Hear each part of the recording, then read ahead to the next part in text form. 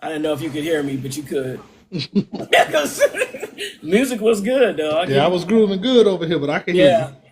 So we have a few more people that'll be coming soon, but we'll go ahead and get started until they get here. So we'll start off with let you guys know what the topic is: grief and relationships, how loss impacts friendships, family, and love. And this is our regularly scheduled monthly grief panel that Walt and I decided to start co-hosting. So this is the second one we've done together, and the first one went well. So I'll let everybody go through and introduce himself, and we'll start with Walt. Hey everybody, I am Walt Hustle, one of the newer members to the K Short and the fellas. Like a Go Talent to say, me and her decided to partner up and make sure we get this grief thing out, at least once a month. And we like to say the first one was a major hit, and we're hoping that this one's going to be the same. Just someone that's out trying to, spread some good news about grief being real, but so is healing. So that's what I am. That's who I am. And that's who I try to be. And also, it just so happens that the topic we did on Tuesday ended up being a grief topic as well. It wasn't really planned that way originally, but we ended up doing, this will be the second one we did this week, so I forgot about that. Yep. Just finished. Hello, everyone. My name is Just Finish. I am a licensed clinical social worker. I was invited by the host, and I hope that I can add a value to the panel tonight as we talk about grief. Thank you. You're welcome. Dr. Cooper.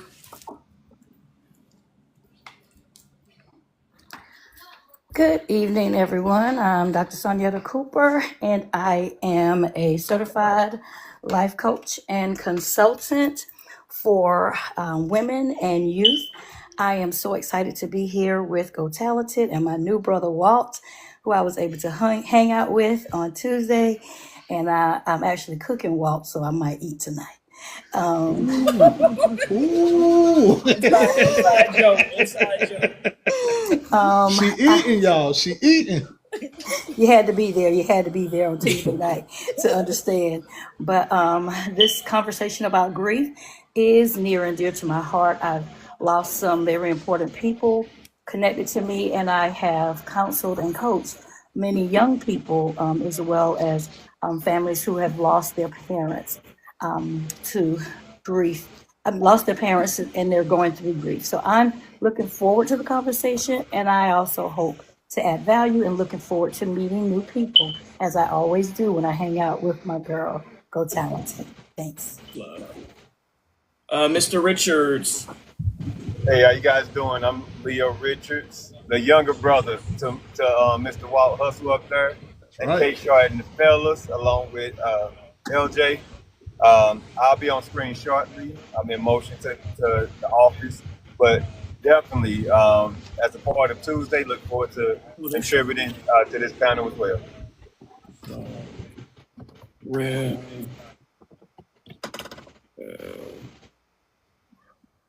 One second. And all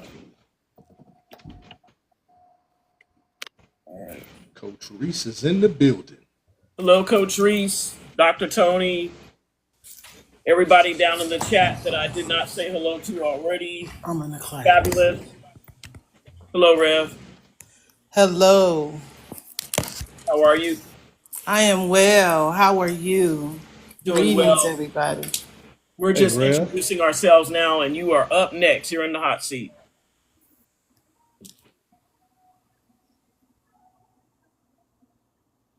Hello, Rev. I'm here. Yeah, we're introducing ourselves, and you're next. Hi, how's everybody? I am Rev. I am a widow, almost a year now, and I just lost my brother, so I'm kind of thugging it through. I had 2 back to back. Thank you. Prayers to you and for you. Welcome in, stylish mommy. And let me make sure nobody else showed up in the chat. That's supposed to be up here right quick. I don't see the other 2 people. All right, we'll go ahead and get started. Again, the topic is grief and relationships, There's like some static. I don't know where it's coming from. So if everybody can mute if they're not speaking, I would appreciate it because I'm not sure where it's coming from. Grief and relationship, how loss impacts friendships, family, and love. So we did our opening with everybody introducing themselves. The main purpose of tonight's topic is a lot of people are not very empathetic when it comes to loss. And let me introduce myself. I'm Go Talented 10th. I'm also a certified life coach. My panel discussions usually focus on grief as well as emotional and I'm saying emotional, excuse me, grief, as well as I'm sorry. Y'all bear with me a second. Kind of threw me off with the message I just got, so give me a minute. Focus on grief, relationships, and mental health. That's what I was trying to say, mental health. So those are the things that I focus on primarily on my panel. And I want to thank everybody that's participating on the panel tonight, as well as everyone that's joining us in the chat. All right, so the primary reason that we decided to have this panel, we are doing it monthly, but we will have different topics. But this particular topic is because a lot of people are not very nice to people when they are in the grieving process. They feel they try to rush them through the process or try to tell them what to do. They're just not very empathetic. So I posted a few videos the last couple of days related to that, as well as announcing the panel. And there's people that normally are on this, that are sometimes on this panel that have experienced grief as well. And they did say that they've experienced a lot of people not being very cordial or emotionally intelligent when it comes to the process. So, all right. G. Devon is just coming in, so I'm going to let him go ahead and introduce himself. And then after that, we should have one more person popping in later. Yes, ma'am. I am Gregory Devon out of Durham, North Carolina. I apologize for my tardiness. I had a premarital class with a couple. I apologize for being late. I You're look fine. forward to an enlightening conversation with all of you. This is a very, very needed conversation, this conversation about grief. Okay, thank you. Okay, what's one relationship that changed for you after experiencing grief or loss? And anybody can chime in about that.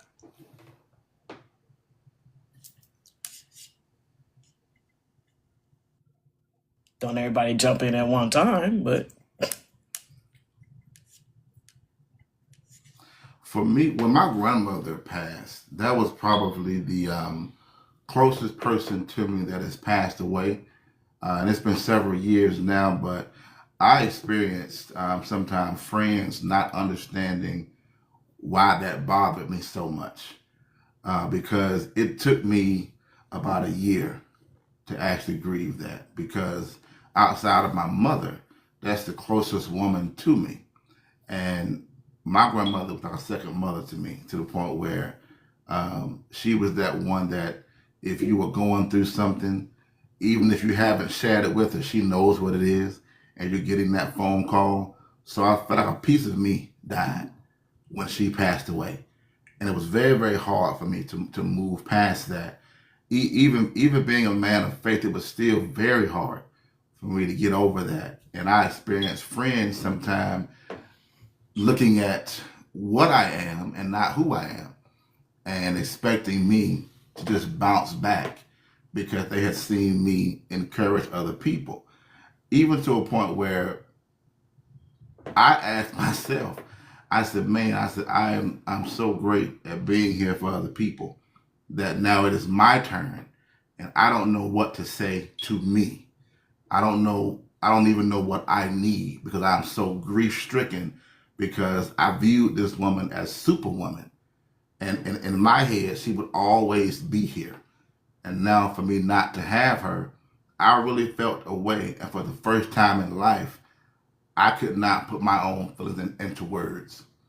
And I think that put distance between me and some friends of mine, because I think for a year I became a tad different. because a piece of me was missing, and that strong part of me not wanting to let everyone know that I'm really struggling, I really need you. I couldn't really express that, but a part of me was afraid to express it because there was a part of me at that time that did not know how to say that I'm not okay. So I think that I take my part in the accountability because not being able to express that I'm not okay could have played a part in the distance between me and them.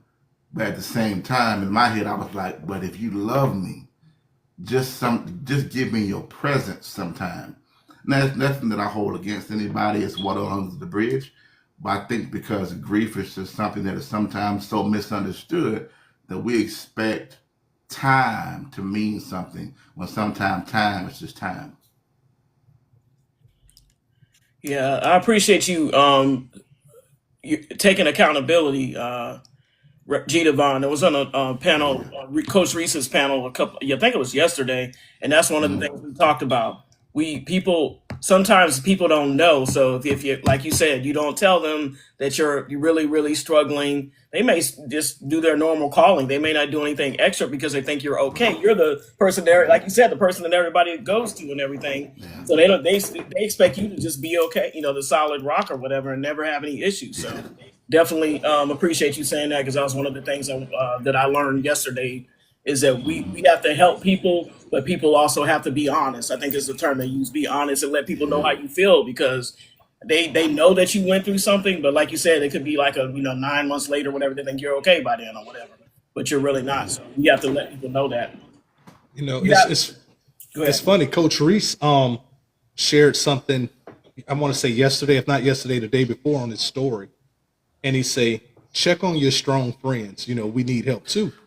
And a lot of times when you become that go-to person, when you become that rock for everyone, they expect that rock to be the rock all the time and don't realize, you need help. And Yeah. when you don't have anyone else to turn to, because when you do go to them, you go to them wanting to have that soft moment, wanting to have that vulnerable moment. And by the time you get there, it's turned into, hey, I'm going through this. And you immediately go into what you do best: be there for others. So you push your pain to the back again, not realizing how detrimental that's being, because when it finally hits, it hits. So check on your strong friends. They definitely need your help and your prayers too. We're not always okay. Mr. Richards, do you want to chime in? Absolutely, and I appreciate it, and I agree with everything that was said. The check on your friends aspect, that was one that hit home. It's a piece that I'm writing, and I hadn't shared it yet. And one line is, if I'm always checking on you, then who's checking on me? And when I hear, G Divine, I hear Hustle speaking on that, just as men. Even last night, my brother Hustle was on the panel speaking about accountability. And, one of the things that we miss when we're speaking about accountability is we, as men, sometimes hear it as checking someone.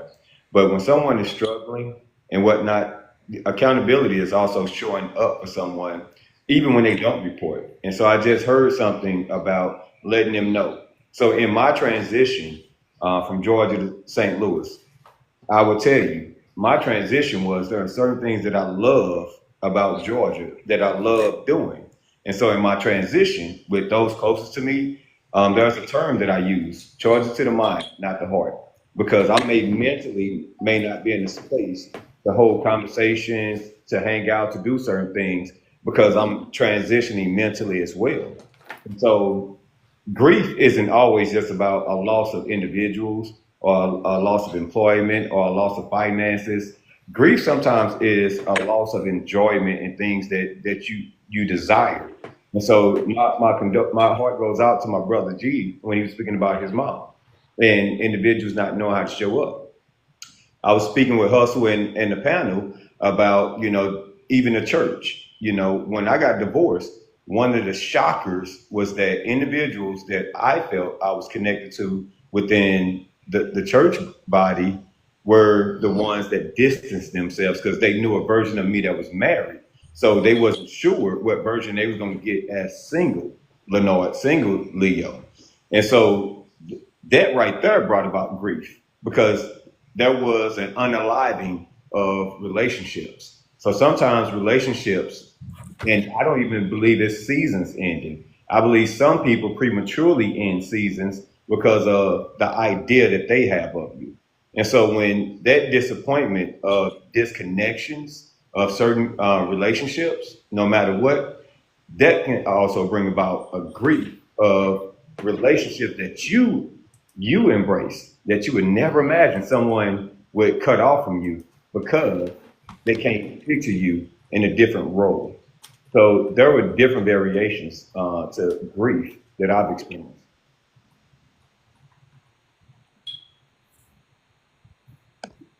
Anybody else want to add to that? Sure. I was thinking about transitional grief when he was speaking on there being seasons. A lot of times people don't understand that we are grieving our transitional season and that we have to process the fact that we're no longer in that position or serving that cause anymore.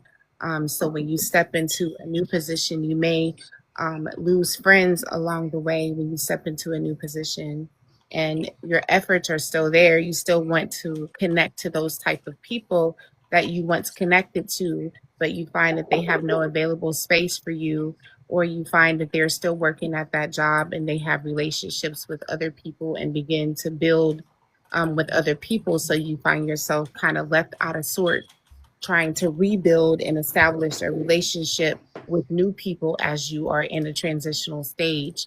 And one thing that came to mind when G. Devon was speaking about the person that he lost, the person I lost was my father. I lost my dad when I was quite young, and it was difficult for me because when I lost him, I was doing something that he wanted me to do, which was go to school. And I felt that it was difficult to perform those efforts in his absence because I felt that him being my cheerleader in this process, I would no longer have that validation from him. And he was the source of the validation. So not having that alongside me, even in my efforts, and other people being around me, they didn't satisfy the need that I had because I didn't have closure from him knowing that I did this for you and now you are unable to see it.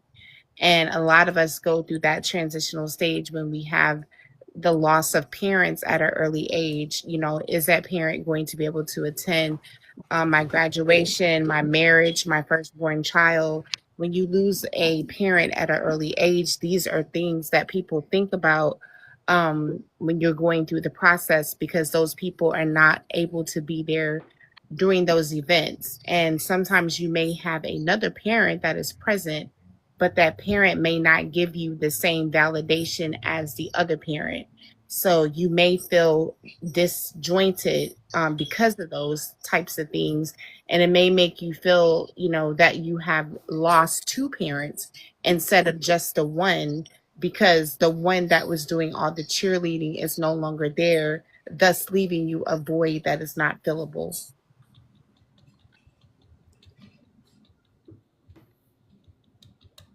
Okay, we're gonna transition to the next question.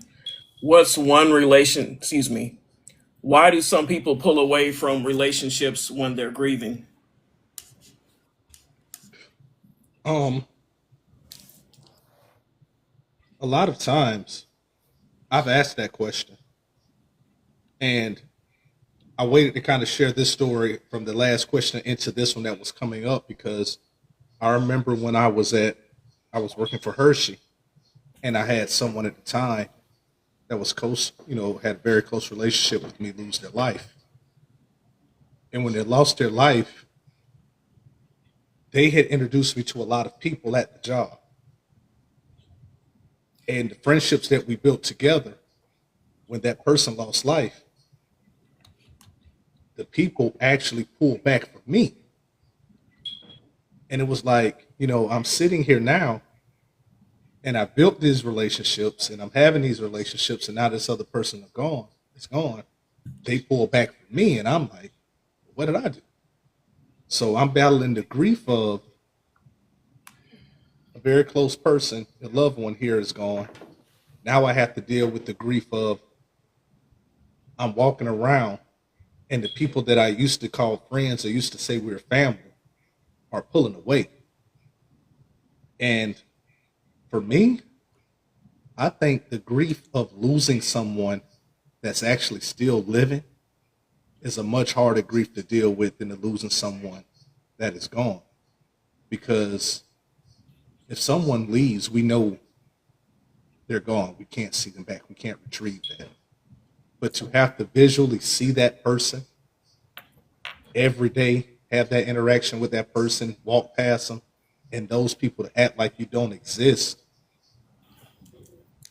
after dealing with a loss of life, that to me hit way harder than just grieving the loss of a said individual. So I always wonder, why do people on both sides pull away during those times? And that was something myself that I never really found an answer to. I've come up with a lot of different reasons, but never a solid answer. I think from the person that's experiencing the grief standpoint, like you and anybody else, that, like, for me, I would say the biggest losses were my grandparents so far. I've had some aunts and uncles pass, a few years ago, but the three people that I was closest to that passed would be my oldest uncle, which is about 5 years ago or so, and then my grandparents. And when I think people pull away because sometimes number one, you're sad, even though you believe in God and you know that they're in a better place. That doesn't change the fact that you missed them. I mean, you missed them. My grandfather, kind of like just finished, was talking about her dad. That's how my grandfather was. He was always the person that was cheering me on and telling others, after I moved away, how well I was doing and those kind of things. So it was sad to lose him. Always slide me a few dollars. Him and my oldest uncle, even as an adult, when you're growing, you don't really need the money. They still, slide you something. So yeah, I think it's just a combination of sadness and could be slight depression. I don't know. Did you experience any depression at all, G. Devon, would you say, when that was going on with your grandmother? Oh, definitely. Okay. Definitely. Okay. So, Yeah. And I think part of that was pride and ego too. Not wanting to let everyone in. Like, I'm me, so I can't be this vulnerable with everyone because they might view me different. Now, this was about 10 years ago, but still, I've learned now to be different. But in that moment, it was real, and I know I was depressed. okay. So I'm going to reset a little bit. The one thing I didn't mention when we got started is it's a closed panel. So everyone that's up here received an invitation, and we have one person that's still missing. So once that person joins, the only other time I'll be bringing other people up will be at the end when we do Q&A. So if you have questions or you just want to tell a story about what you experienced, that'll be toward the end of the event. And so, like I said, there's only one other person that we'll be bringing up. So if you're in the queue, you might want to drop out or just stay there, but no one's going to let you up. I don't want to be rude to you or anything. They'll let you know what's going on. All right. So, Dr. Cooper, did you want to add anything about pulling away? Like, did you want to contribute to that? Yeah, I was listening to what he was saying about the people who pull away from you when you are going through things. I'm a trained celebrant, and that's a person who's kind of certified to speak or preach, per se, at funerals for people who are unchurched, so to speak. Oh. And so they don't normally have a pastor. They don't normally have a covering. And so out of people who know me from, friends, word of mouth, social media, I've spoken at when there's family members who don't have a church and If you're a church person, you understand that a lot of times there are people who are lost when they don't have a church because, you got to pay to use certain churches, or, they weren't paying tithes at this church. And there's so many different things that people go through, but to have a heart for people. So for me personally, I haven't had that happen. The two most important people in my life that passed away was my older sister, which was sudden. She went to get a cosmetic surgery and passed away on the table. And this was some years ago. This was way before all of what we're seeing. She was getting a gastric bypass surgery to lose weight. And this was about 12 years ago. And then another instance was my dad. He passed away from a heart attack. And being the strong person to even talk about that, getting it from my mother. Because I remember when my dad passed and she called my phone and she was just like, his name is Carl. She's like, Carl passed. And I was like, passed where? Because we had just been together earlier that day. She was like, Carl passed. And I didn't know what she was talking about. Y'all, if you got to know my mama to understand this next phrase, fool, your daddy died. Just come on over here.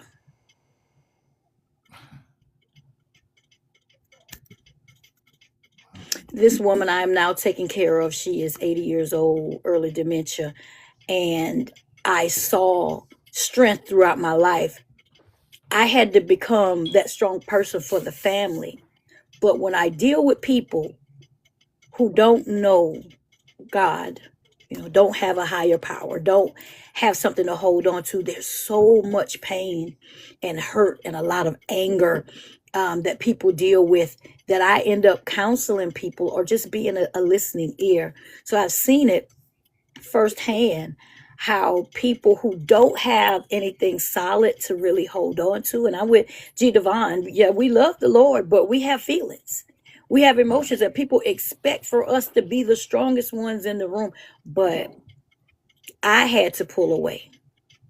I had to go. I had to retreat to find my strength. Even in times that I'm there for other people, you pick up things. When you are a person that you carry things and you're very sensitive in the spirit, you pick up things. So it's sometimes good to pull away. Although people may pull away from you, we need to know to take time for ourselves, when to pull away, when to retreat, and be okay with it, because people will continue to try to pull on you when you're the strong person. But boundaries are so important to stay in a right frame of mind. And I'll land here.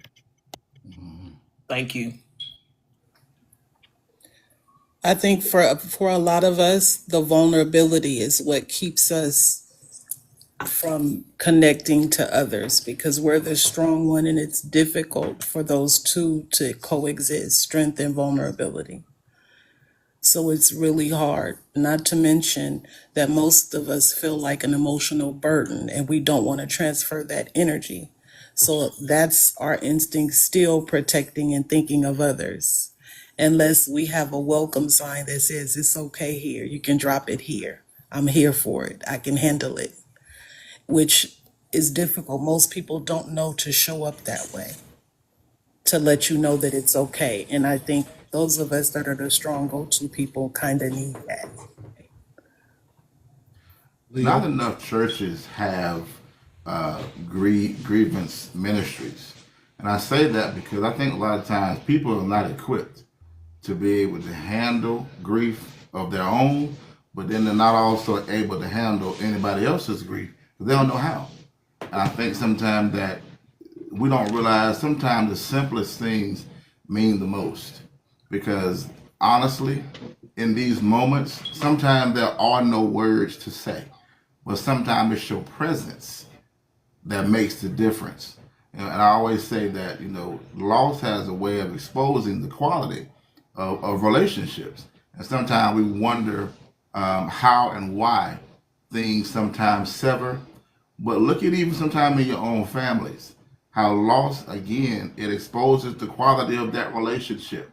Like, I think we take for granted the word friendship and even the word family, because we expect those things to mean something just as a word and not in deed and action. And sometimes we don't realize that sometimes who we've been calling friend or who we've been leaning on that may be family, that relationship was not what you thought it was. And sometimes in different moments where you actually need a different thing, you realize that not everyone is equipped for the journey ahead. And sometimes it takes situations such as grief to expose that. And sometimes it shows you that, well, you know what? I need to manage this relationship different moving forward. It's not about disliking somebody, but it is about realizing what you have seen. Because when you need people to show up and they don't show up and they are in your inner circle, you got the wrong inner circle. And sometimes we realize I've got more of a cage than a circle, because sometimes people have locked you into their perception of what they want you to be, that you can't even operate outside of that, because if you do, they don't know how to handle you outside of that. That's why when it came your time, like we expect sometimes me out of other people. And when we don't get that, it's hard for us to accept. And I think that we have to, again, understand that in these moments of grief, whether it's our grief or somebody else's grief, that presence is powerful. And if we could just learn how to show up and sometimes just be silent, because if it's somebody else's turn that they're going through, to know that you took the time to show up means the world to people. The same way if it was your turn. If someone just shows up for 10 or 15 minutes, Greg, I love you, I'm praying for you, that makes the world the difference that you showed up for me. But sometimes we get so caught up in our life that we don't see anything wrong with it, because we figure either they're strong or somebody else will do it. Leo, you wanted to say something? So going back to the question, why do people pull away? The panel did an amazing job covering several topics. And just simple as put, I would say most people try to avoid the religious answers. And just being a man of God myself, a lot of times I'm guilty of it. And I realize a lot of people don't want to hear the cliche spiritual answers God is going to bring you through and whatnot. And sometimes there is no good response. There is no good answer. And as I was saying, like, be present. Being present sometimes means not saying anything. Just sitting with a person. It shows them that you're there for them. So a lot of times when someone is going through and they decide to pull back, it's because sometimes any word is too much noise. And silence is golden. Presence is golden. And so sometimes we have to be mindful just to simply be present with someone. And being present is what they need, not what we think they need to hear, but just actually being present. You know, it's funny. Like I told a story about people pulling back from me, but after thinking about it more in depth, I can honestly remember, and one of the reasons I pulled away from people during grieving times, their lack of understanding or empathy. You know, I'm dealing with a loss, and you're looking at it like, okay, hey, you know, you should be over it by now. Come on, or you know, put it behind you. They're in a better place. To me, I think that after a lot of thought, it's one of the most insensitive things you could tell someone that you just lost. They're in a better place. Yes. Because if you're telling me as I'm watching them lay here in this casket, they're in a better place, how about you switch places with them? If they're in a better place, you switch places with them and give them back, and you go take their place since they're in a better place. I understand the concept of that, but when you have no understanding that a person is grieving, it doesn't matter because you lost someone and the next day you were okay. Maybe you didn't love your person the way I love my person. You know, maybe it didn't impact you the way that it impacted me. And I think that was one of the reasons, like, watching people encourage or attempt to encourage bad behavior. Hey, you know what you need right now? You need to come on out and have a good drink. No, that's the last thing I do. You need, come on, let's go over here and hang out. No, that's the last thing I do. Because the worst thing I can do in that situation is, or the worst thing we can do in grief, grief hurts, but whatever you guys do when we're grieving, try not to put yourself in a situation that you would normally put yourself in if you wasn't grieving. Because you don't know how you're going to react if at that moment you have a moment. And we don't want to deal with grief, but then also have to deal with regret because now we've done something that we wouldn't have normally did. So try to be mindful of putting yourself in those type of situations, and definitely try to be mindful of people who don't have understanding or empathy to what you're going through. You might want to really rethink that friendship or relationship that you have with them. To those of us that are strong even more often because they're simply not used to at all us being in this low vibrational place. So often, because if they don't see the grief, they don't think it's there with us strong people. Because if you're not in fetal position, it's assumed you're okay. And we are far from okay. Like you said, the type of connection, and like you said, everyone is different. For me, I lost a husband, and everyone doesn't feel the same about their husband, right? Everyone did not have the same marriage. Some feel relief, right? That's not my experience. My husband was a safe space, a home, provider, protector, a best friend, a business partner. So it's a completely different experience based on your relationship and connection. And so sometimes there's never anything that you're going to be able to say. And when the clients that I coach, we talk about it, it's what can you say to someone that lost somebody is, I'm here to sit with you in your grief. That's what we want to hear.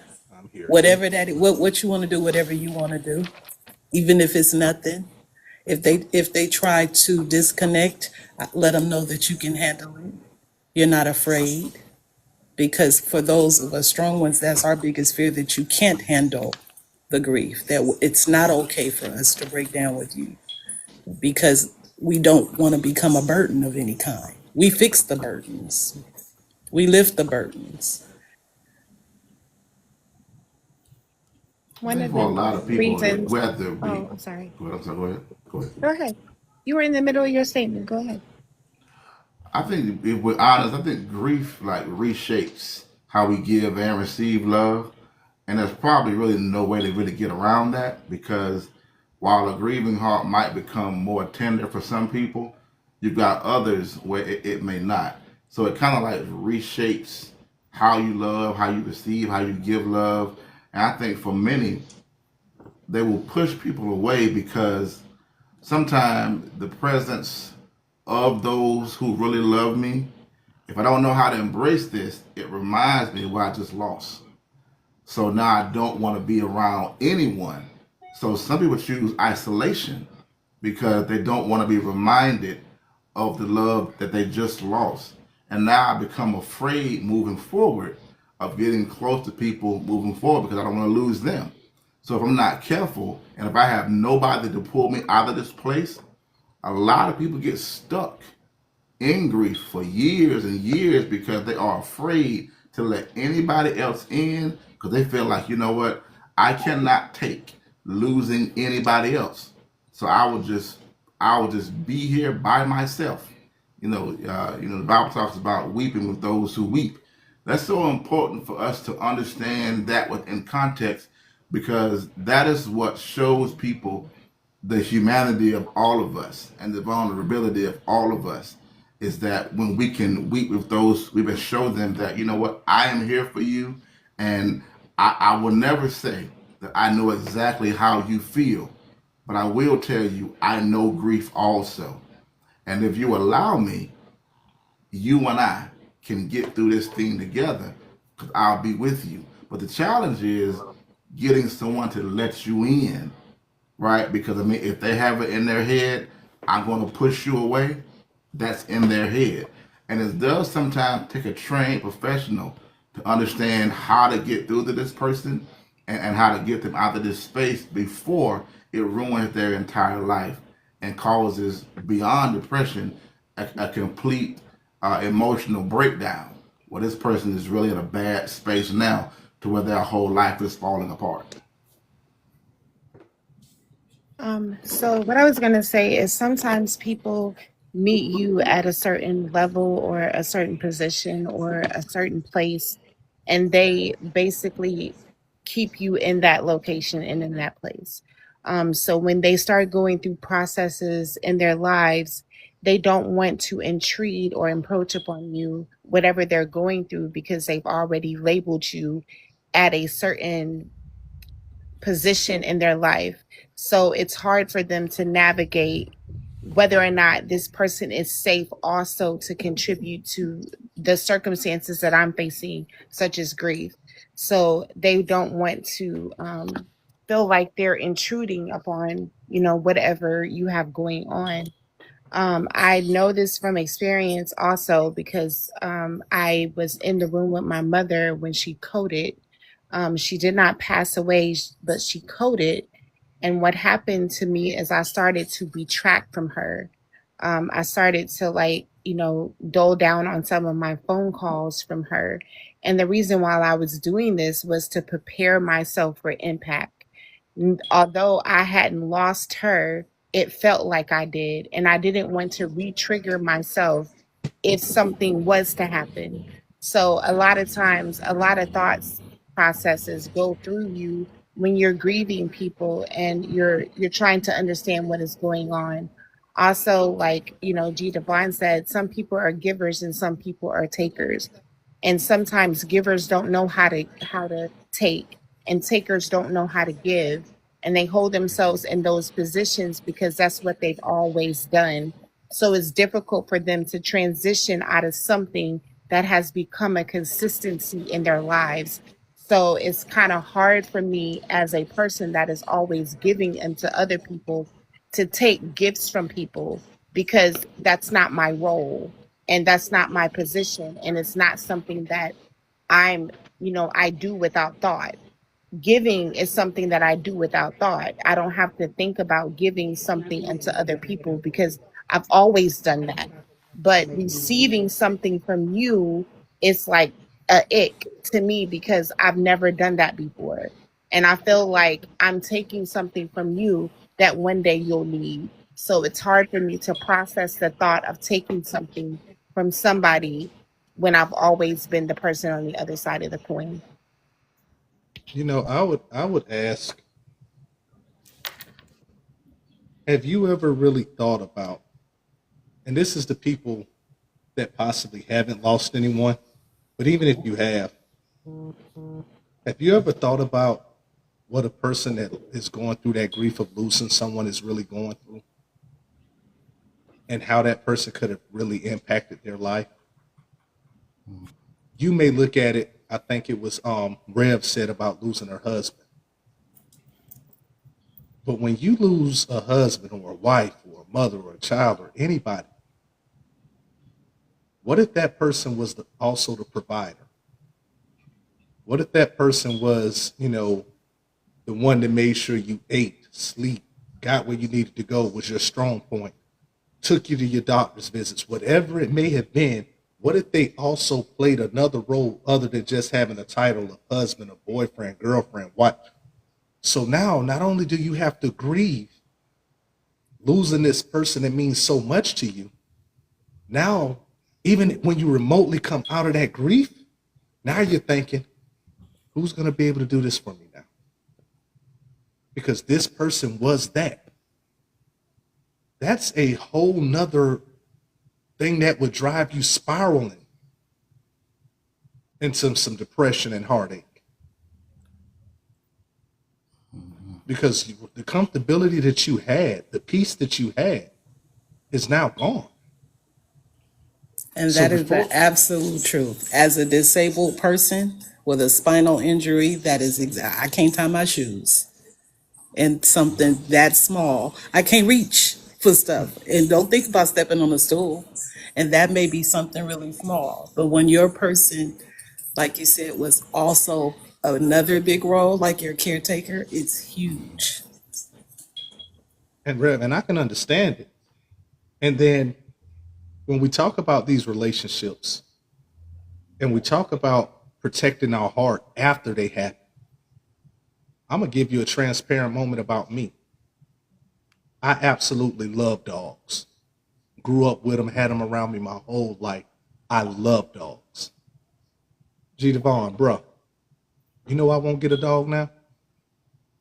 Why is that? The idea of loving that dog and losing it. Yeah. It's not worth the feel you. happiness. The grief that I would feel isn't worth the happiness that that puppy or that dog may bring.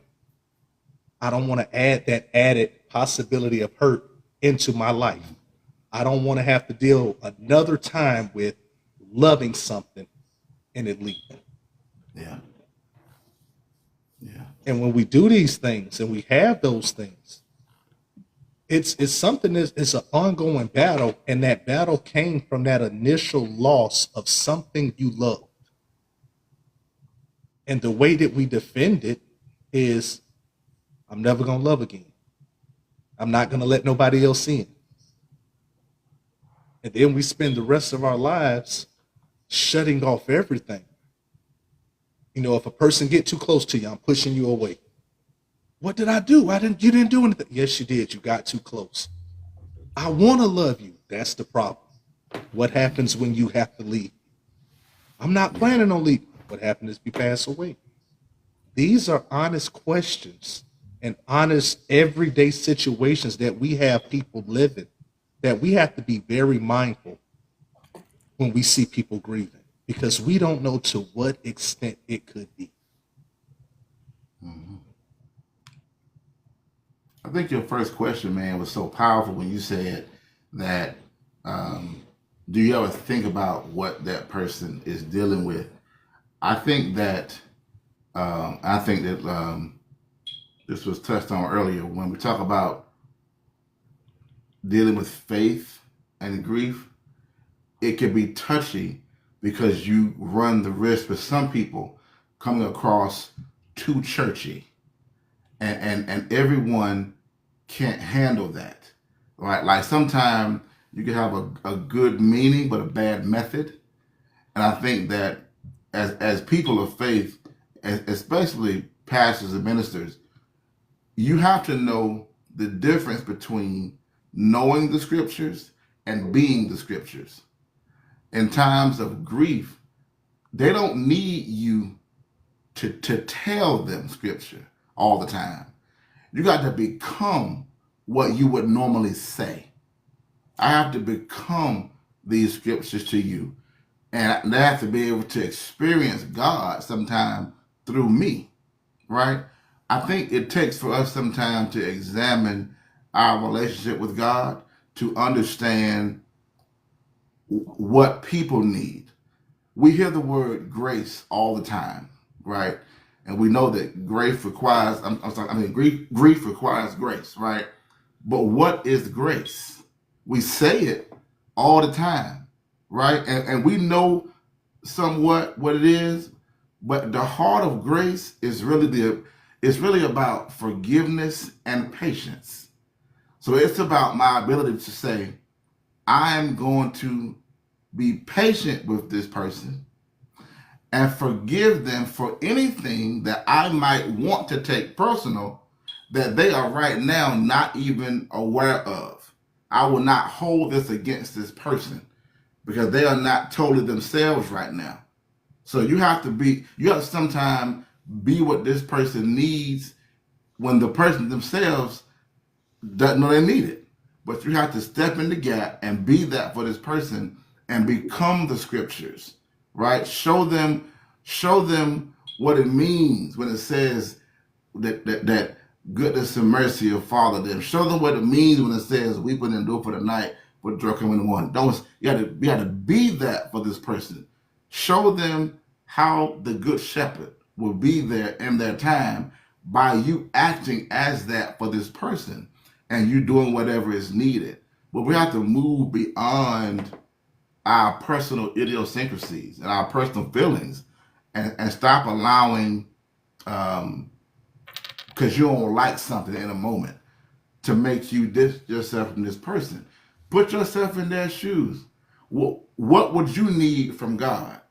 Well, be that for that person, because God again works through us.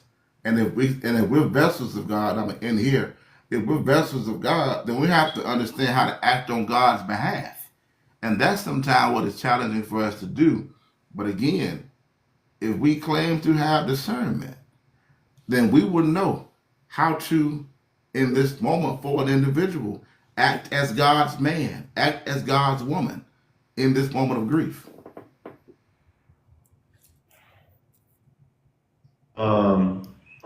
Add something to that.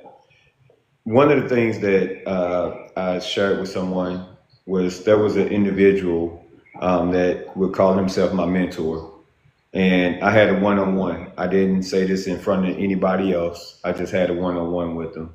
And I expressed to him that I did not see him as my mentor. And, he asked me why. And I went on to express to him that because you think mentorship is correcting me on everything, but in actuality, mentorship involves relationship. Mm-hmm. And because of that, exposure, not just correcting, not just trying to advise, not trying to get something out of the investment. And that's what I did. I'm a part of that person's success. And grief is very similar. The depth of exposure you have to an individual will give you the wisdom, the wherewithal on how to be there. The same way that you are romantically involved with someone, if you know a person's favorite food, color, so on and so forth, you also know their loves, their hurts, their intricacies. And I have a brother, and I'm laying right here. I have an older brother, and he defends me tooth and nail. And one of the things that he shares with any and everybody is that they don't know me. And this is immediate family. These are individuals that may call me by my government name, may call me by Leo. All in all, he defends me, and he lets any and everybody know you don't know him. And they ask, why you say that? Because you just said where he wouldn't go, what he wouldn't do. I'm gonna tell you one thing about my brother. He'll attend a place with you. He may not stay long. He may not drink that. He may not do that. But if you ask him, he will commune with you. And a lot of times when we fall short of supporting someone grieving, is because we didn't intimately allow the exposure to them and take notes. The same way I'm sitting here, and when G Divine talking and Walt Hustle talking, and when y'all speaking, I got my notepad, I got my ink pen, and I'm jotting down nuggets and whatnot. And in relationships, if we're truly looking to be there for someone, we have to take notes.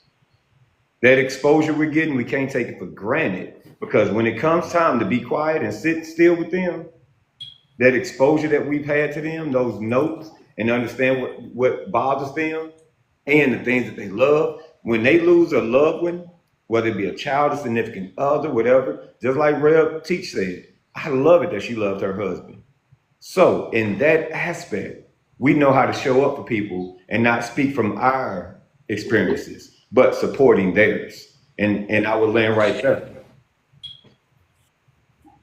To definitely come in as we're talking about not really knowing, and when people will say to you, I know how you feel. That's one of the worst things that you can say to a person that's grieving, because you don't know. And as Rev stated, with her situation, it's totally different how one woman may feel losing her husband and how she felt losing her husband. And when G Divine, when we're talking about religious versus relationship, people that talk religion and show up and they think that they're doing the right thing, but here we are. It was the same way with the Pharisees and the Sadducees. They thought they were doing the right thing, and it wasn't the right thing. It was just religion. And when your feelings and your emotions are involved, the last thing you want is small talk.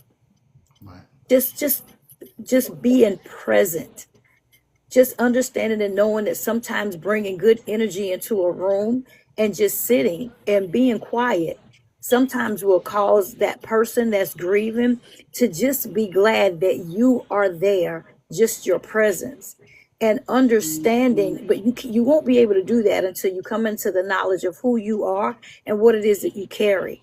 And that's one of the biggest problems with us who are carriers. We try so hard to be something that we're not, but when we really sit back and relax and then just be as you become, just get in the right spaces and taking notes and allowing somebody to pour into you, because what's dangerous is a leader that does not have someone that's leading them. Because there are a lot of people who are pouring from an empty vessel, and they think that they're doing the right things and saying the right things, and it's just empty conversation, and they're literally out here hurting people more than they're helping people. So it behooves us who are listening. My mom was that person who lost her person. When my dad passed away, he was her everything. She never had to drive. She never had to do anything. This man would take us shopping for every holiday to buy her a gift. I don't care if it was St. Patrick's Day. He was getting one of the daughters to get in the car with him to go and get her a gift, because that's how much he spoiled her and loved her. She was the one who he was laying beside when he took his last breath. She held it against herself because she didn't know how to do CPR. And we talked about these things, but she never cried. And so I had to be there for my mom. And I was much younger than I am now, but I learned from her, from watching her. And so all of the experiences that I've had to be there for people, and then when people were able to be there for me, and those that I had to push away.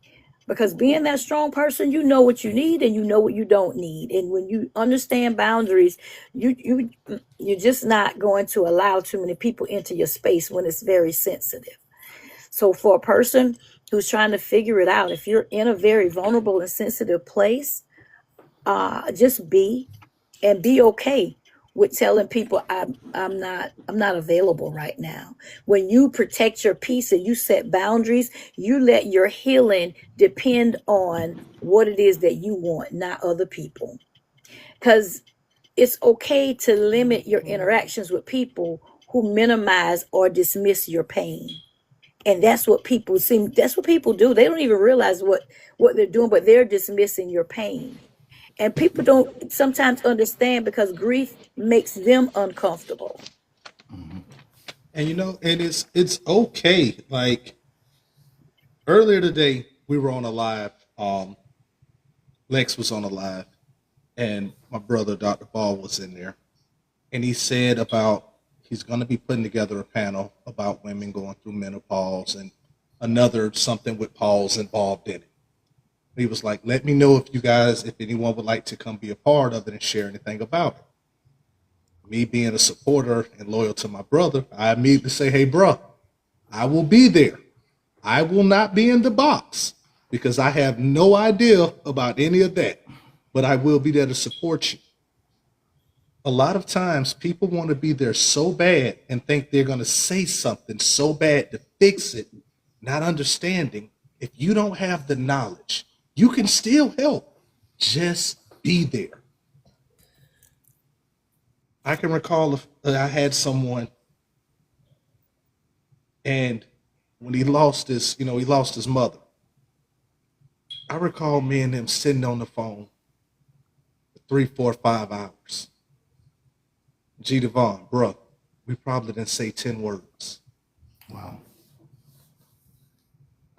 But I'm looking after we hung up, I looked at the phone. So we was on the phone for about 4 or 5 hours. We didn't say 10 words. And I'm not talking about 10 words each. I'm talking about 10 words collectively together. And every time he'd go to say anything, it's okay. More crying. I got to go. No, I'm here. It's okay. Let it out. when you go through anything, as someone that had to go through grief, I lost a son. You know, I've lost close friends, lost a grandmother. It wasn't the ones that sat there in my ear talking to me or telling me how to get over it that I wanted to stay. Because at one point, everybody coming in, and they bring in the food, and even though I'm a chicken man myself, I mean, there's only so much chicken you can eat, but they bring in the chicken, you loving it. But you know, G. Devon, bro, when everybody was leaving, Yeah. I was happy. The ones that was leaving that just kept, you okay? I'm gonna get this. You can do this. Let's do it. That one was more irritating. But the one I really didn't want to leave was the one that just sat down right over there, maybe 2-3 feet away from me. And I don't think they said one word. I got up to try to get something to drink, and they said, I got it. Here you go. Sat back down.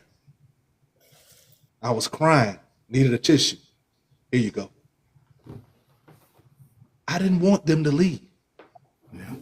I couldn't wait for the other ones to leave, but I wanted that peace to stay. And a lot of times, silence is golden. Listen, they say it in the movies every time we go, and I'm a movie man. Silence is golden. And that's the same thing when you're being there for somebody during grief. Just being there is enough. Let us know you're going to be there and follow through. Oh, man, that is better than you giving us $1 million sometimes. Yeah.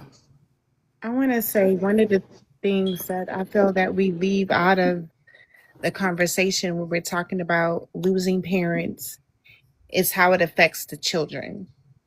A lot of times they have counseling, they have therapists, they have host of friends, they have all of the community, and they come and they support the moms and they support the dads when they lose their husbands and wives, but there's little to no support for the children. And although the parents are told negative things, so are the children. The children are told that they need to, be strong and support their mother. They need to be strong and support their father. You don't need to be crying in front of your mother or father. She has enough going on. And I think that it's such a tone deaf system that has happened and transpired where you feel alienated by your own grief as well. And you haven't the ability to process what is happening to you because you are trying to process that you don't have a father or you don't have a mother. And then your mother or father is also dealing with their own form of grief. And oftentimes you are watching your parent fall apart in front of your eyes. And as a young person, you don't have the ability to help them. And you're trying all that you can to help them as they are processing, but you're also processing. And that is such a challenging thing for a lot of young people to deal with because it's like, what do I do? Who do I go to? And it's also another point of this is also when you are a clinician or a therapist as well. I was told, you can't be going through grief. You have all the answers. You went to school to solve all these problems and all these issues.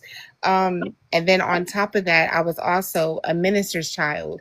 I was also the PK kid. So it's like, your father taught you how to deal with this. School taught you how to deal with this. So you're not allowed to show all of these type of emotions.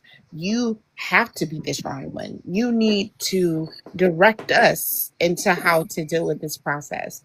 So a lot of times it's a lot of things that fall on people that we're ill prepared for because there's little to no grace period, affection, love, admiration. You feel guilt, you feel frustrated, you feel ignored, annoyed. And a lot of emotions go through that process. And sometimes you're angry at the parent that is still there. You're angry at the person that my mother is gone or my father is gone, but you're here, and I don't know how to see you and not see that person because I'm always used to that person following you. So I want to speak to that person to say, you also matter. You are also loved. You also deserve therapy and counseling and people to talk to you and to cater to you also. So just as much as we cater and look and direct our parents through the grief, we also have to think about the children as well. Absolutely.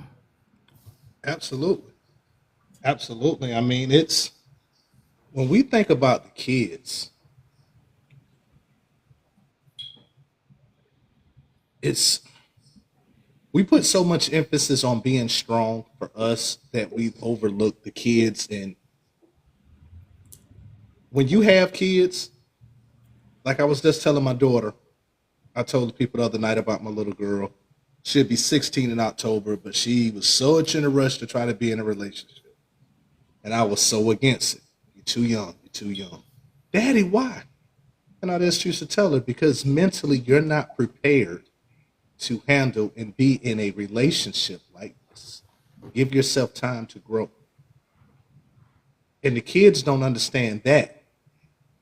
So when we add loss in, and we're trying to tell them it's going to be okay, while we're also trying to deal with it ourselves, that's a different type of hurt. As someone that witnessed my dad pass away right in front of me at a very young age,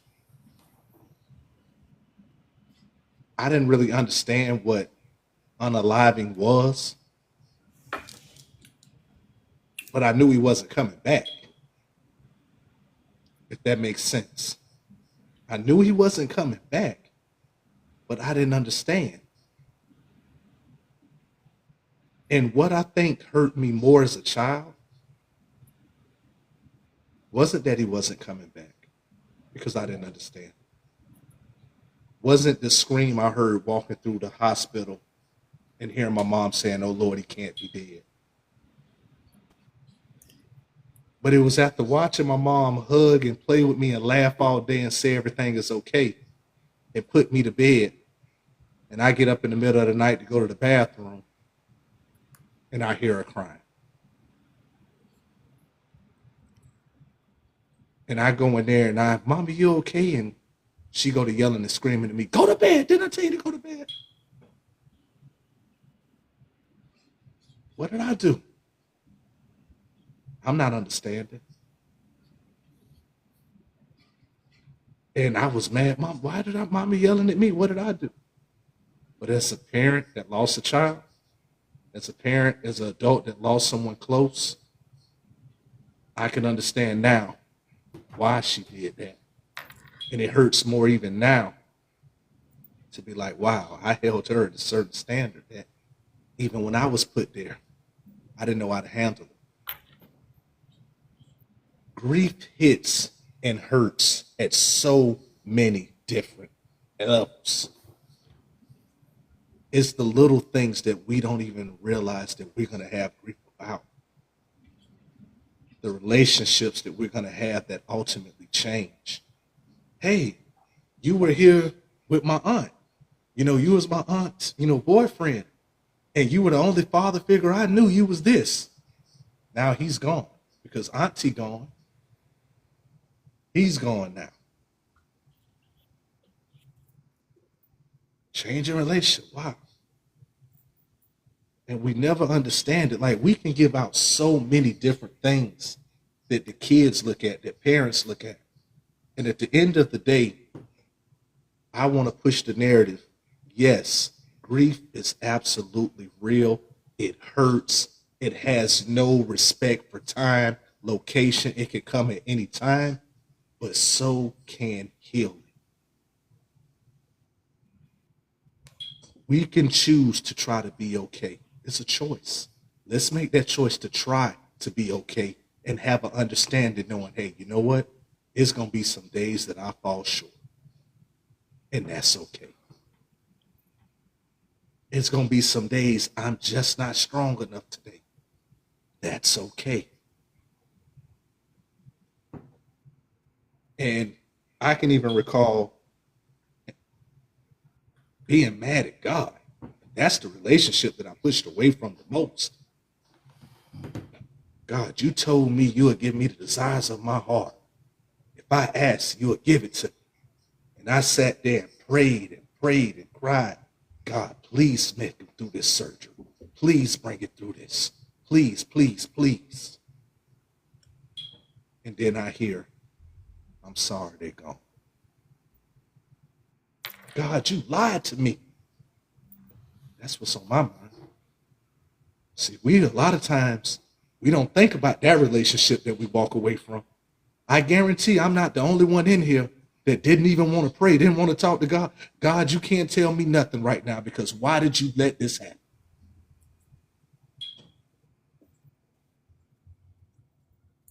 And boy, G. Devon, bro, even right now, with that, I'm going to need you to give me something. You and Leo, I'm going to need y'all to give me something, bro. Because my biggest fear right now is I watch the decline of my 93-year-old grandmother. I was sitting here and I went to laughing. She messing around on her phone and somehow then posted a selfie on her Facebook story. How she did it, I don't know, but she did it. But when I look at that, get those phone calls, she's deteriorating fast. I lost a son. I lost a father. I lost my dad's mother. G. Devon, Leo, I ain't ready for this one. I understand, bro. And I would say, I think that sometimes it takes for us to even learn a different perspective of grief. Like, grief is not the absence of love. It's the evidence of it. And while it may strain a relationship, so we think, it also offers the opportunity to deepen certain relationships. And I think that a lot of times in moments of grief, we will say that one has become unloving. No, they have become human. And I think in evidences of grief, even our own grief, we have to realize, why are we grieving? You're grieving because of the love that you and that person shared. So you have to remember, God has allowed me to be blessed with this person for however long it has been. And we have to look at that. And I know it's challenging, but we have to look at that and say, you know what a gift that was, or what a gift it is to still have this person in my life for all of these years. I think sometimes God offers gentle reminders to us of how to even lighten the mood by, like you said, she posted that whatever she posted just a minute ago. I think that God needed for you to laugh. I think God needed for you to experience a moment that allowed you to see the innocence of all of us, right? Even when we talked about children, I think we have to be careful and understand that children are still dealing with processing life. They're dealing with losing their innocence of how they view life. But even as adults who are 40 and 50 years old, I think sometimes we have to realize that we're still somewhat losing innocence as well, even at this age, when we realize that this world is not always sunshine and raindrops. But it doesn't mean that the world is bad. It just means that God told us that we would have trials and tribulations, but we have to be of good cheer. But why do we be of good cheer? Because we know that there's nothing in this world that we cannot overcome, because God has given us the peace and the power and the ability to overcome, not by ourselves, but within community. I think that we sometimes lose sight of community, and we don't realize how it is the fellowship. That's really what church is for. Church ain't about the pastor. Church is about the fellowship. Church is about the gathering of believers. Like even scripture says that we overcome by the blood of the Lamb and the word of our testimony. When we share things, and grief might be one of those things, it strengthens all of us because we are able to see how each other handled different things. And while the way you grieve and I grieve might be completely different, what it does, it gives a perspective in knowing that, you know what, he got through it. I'm going to get through it too. And I'm going to be humble enough to ask, man, what did you do? Because I'm struggling. And we have to, as men, sometimes, like, I like the fact that you're not afraid to, you said, Leo, gee, I need something. So it wasn't a time for me to not have something to say. I got to speak to that, but not in just saying something. I got to hear your heart, and I got to put myself in your shoes. Like when I talked about earlier, how when I lost my grandmother years ago, like that was so hard for me because again, outside of my own mom, that was the closest woman to me. And I just could not fathom. Yeah, I know she's getting older, and my grandmother experienced some dementia in her later years too. But it didn't matter to me because she was still here. And when you would come back around in those moments, we could laugh or we could joke. I even had to learn that even when she wasn't in her right mind, how to find the brevity in that, and to learn how to not laugh at it, but have joy in the midst, because some of the things she would do would be funny, right? And we would laugh and lighten the moment, and then she would come back in her right mind. What y'all laughing at? And we would tell her what we was laughing at, and it lightened the mood, right? Now, when she passed away, again, it was hard for me, but eventually, when I said a minute ago how you have to realize, well, you know what? God gave me a gift for that long. I had to focus more on that than the loss. I had to realize, but well, what has your grandmother taught you? What has she instilled in you that will always be a part of you? Those are the things that helped me to move on. The memories, like me and my grandmother, I'm gonna end right here. We used to have this thing where, like, I live in the country, so my grandmother would sit on the porch and snap peas. But in snapping those peas, we would talk about life, talk about God, talk about faith. She would teach me little stuff about life. And those became the things that in that moment, I didn't know what that was, but now I do. I can still remember those conversations and those life lessons that help me now, which lets me know that God still speaks through people that are going on to glory, even now, because he allowed what they said to you to stick with you. And as long as you have those things, I always say, man, you don't ever lose that which you love, because they may not physically be here, but God has a way of allowing their presence to remain. And we have to learn how to hold on to that. And even in the midst of grief, I think that those around you have to realize that we talk about loving deeply, but you have to love patiently. And you have to be patient with people and be able to get them into a better state of being. My brother, I'm gonna tell you this on earth. I love you, man. As men, man to man, I love you, bro. And I Me mean too, that from the bro. bottom of my heart. First thing first, man. You call me, I'm going straight to prayer. We're gonna go up into the prayer, man. Let's go into battle. With that being said, I got a few questions to ask my brother, man. One, you married, right? Yes, sir. All right. You're part of K Short and the Fellas, right? Yes, sir. You had an amazing time with that beautiful woman next to you and some other individuals out in the A, right?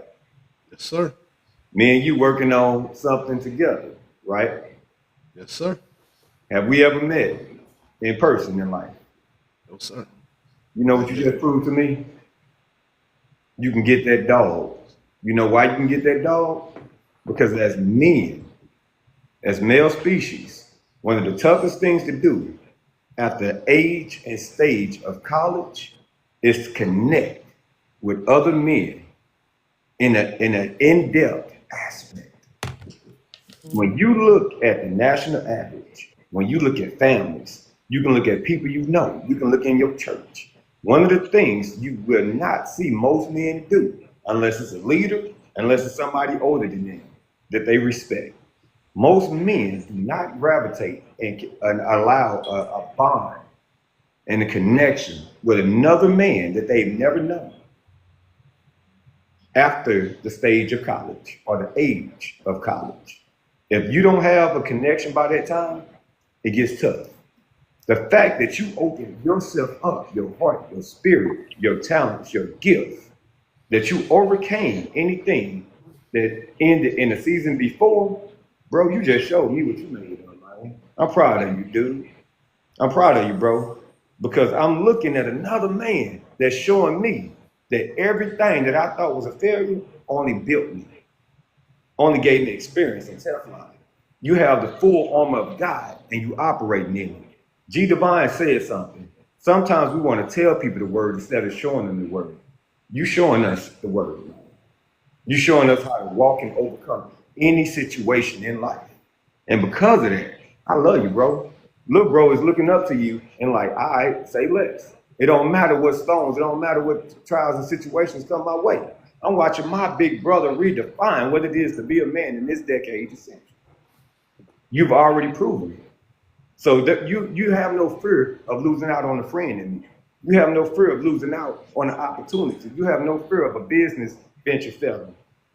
You moving forward, plowing straight ahead.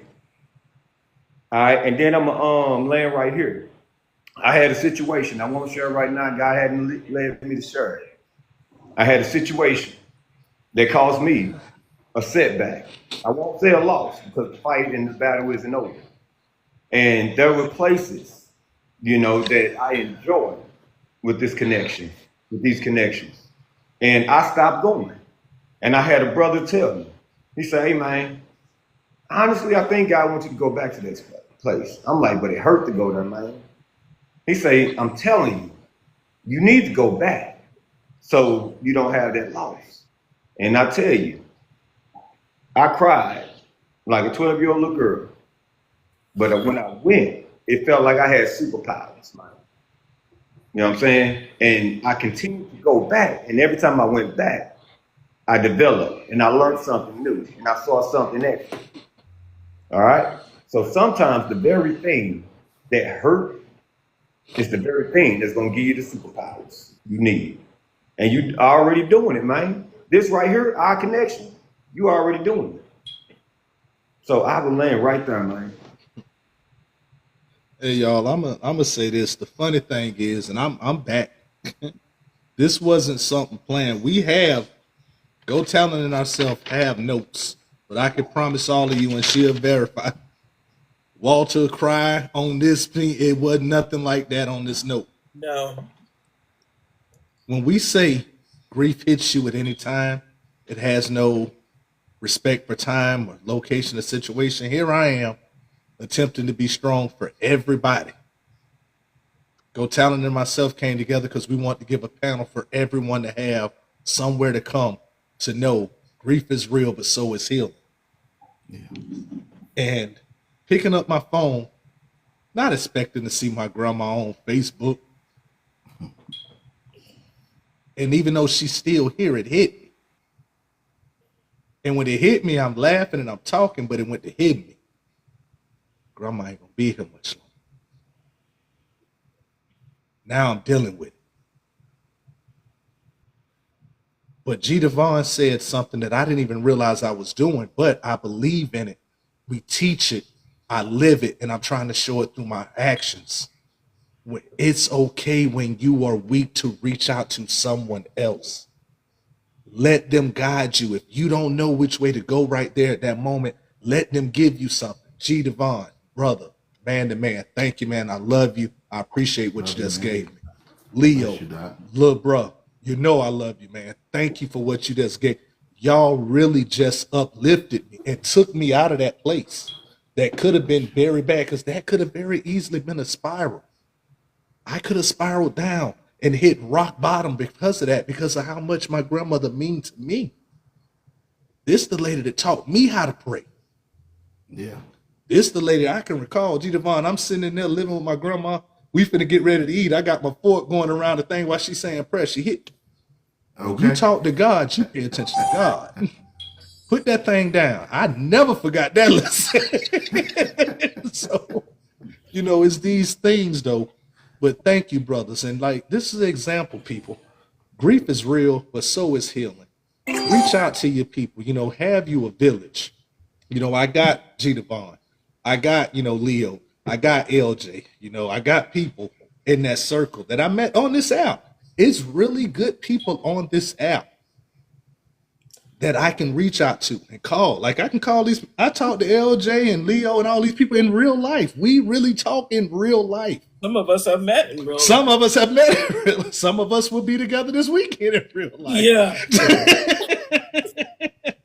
So when you and G. Devon started talking about your grandmother, G. Devon, the shucking the peas or whatever you want to call it. I can remember going to my grandmother's house as a kid in the summertime. She has hardwood floor, so on the hardwood floor we got the pots in front of us, and we going to breaking the work. peas down. Yeah.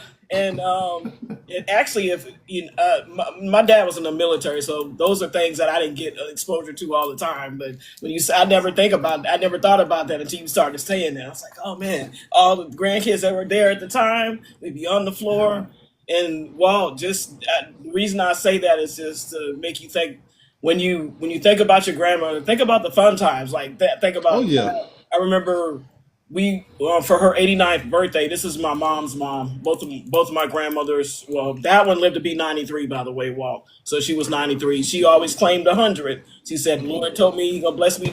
So it was a little bit of a shock when she passed at 93. But she was, even though she was a cancer survivor and all that, she up until the last 9 months of her life, because she outlived my grandfather. She lived by herself up until the last 9 months of her life, which is amazing for somebody that age. She would still go to the grocery store, walk to the Walmart, which is right down the street, and Albertsons. She was still taking care of herself. And then a few things happened at the end, and then she wasn't able to take care of herself, but never like really bad. She ended up in the hospital at the very end, but she never spent like an inordinate amount of time in the hospital at any point. So she always was a walker. She never knew how to drive. And she used to always, joke with me, like if I came, if I stopped by and I, say hello to her and I'm going to my parents' house, she'd be like, don't pick anybody up on the way home.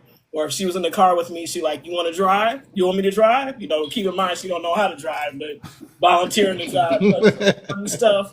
And when she hug you, she would rock with you when she hug you, so just focus on the good memories. The good, and that's people, and it's times like this. It's not a even though we have a script, it's not a script that's written for healing. It's not a script that's written for grief. But it's a choice sometimes that we have to make. Now I had that moment, I could have chose to say, hey y'all, I can't do it right now. I'm gonna get off. I'm gonna go try to call grandma, I'm gonna go do this. But I had to think about it. What would my grandma have wanted me to do? You started it, finish it. Another life lesson she told me. Looking at the blessings of things that will be around me or that I could have forever, the good thoughts. G, Leo, my grandma, when it came to me, I'm my grandma baby. She tell you in a minute, you're more my son than my grandson. I already know I'm the favorite. I could play so many voicemails right now. Even in her old age, with her going through dementia and Alzheimer's, and I know I said it wrong, G. Devon, she still know my number by heart and called me. I love it. And it's funny because out of 46 years and a few relationships, my grandma ain't never embraced now woman I brought to the house. My wife, my grandma looked at me and said, come here. That's the one. I said, what, grandma? Come here, baby. If he ever get wrong, call me. Wait a minute. Hold on, grandma. Hold on. You don't go against me for nobody. Hold on. But I remember those things. Yeah. And it's like, wow. And when God allows somebody to be removed out of your life, he give you someone else. I was on this app a little while ago on another platform, and I had my Aunt Tammy, my grandmother's youngest daughter, on with me. And I was giving her flowers, and I just told her thank you. And I say, you know what, Auntie? I don't want to lose my grandma, and I wonder if I do lose her, who am I going to have? I have my Aunt Tammy. Because my Aunt Tammy already, she another mama. She's my second mom. She my favorite aunt. She my big sister. She my best friend. Like, she all of these things in one. She know how to slap me across the head when I'm wrong. She know how to get behind me and fight with me when I'm right. So it's like, it don't matter. So look for those people. God is going to put those people in your life. He's going to give you the G Devons, the LJs, the Leos, the people in the panel, the sister, Dr. Cooper, my new sister, things like that. They're going to make sure my sister, Dr. Cooper, eat because she needs to eat. They're going to make sure she eat. She hungry today. So there you go. So, like, I just thank y'all. Like, that was a real moment. It wasn't something planned. Like, that's totally off of script of what we had, but we needed it. Now we can get back to script, but thank you guys. I'm back now. And with that, the next question of this segment would be, let's see how to get here. Have you ever experienced a There you go. relationship that grew stronger after grief? Like, I know everybody talks about people not being there for them, but is there somebody that was in your life that was there for you, and then you got a new relationship, or your relationship improved because of the grief?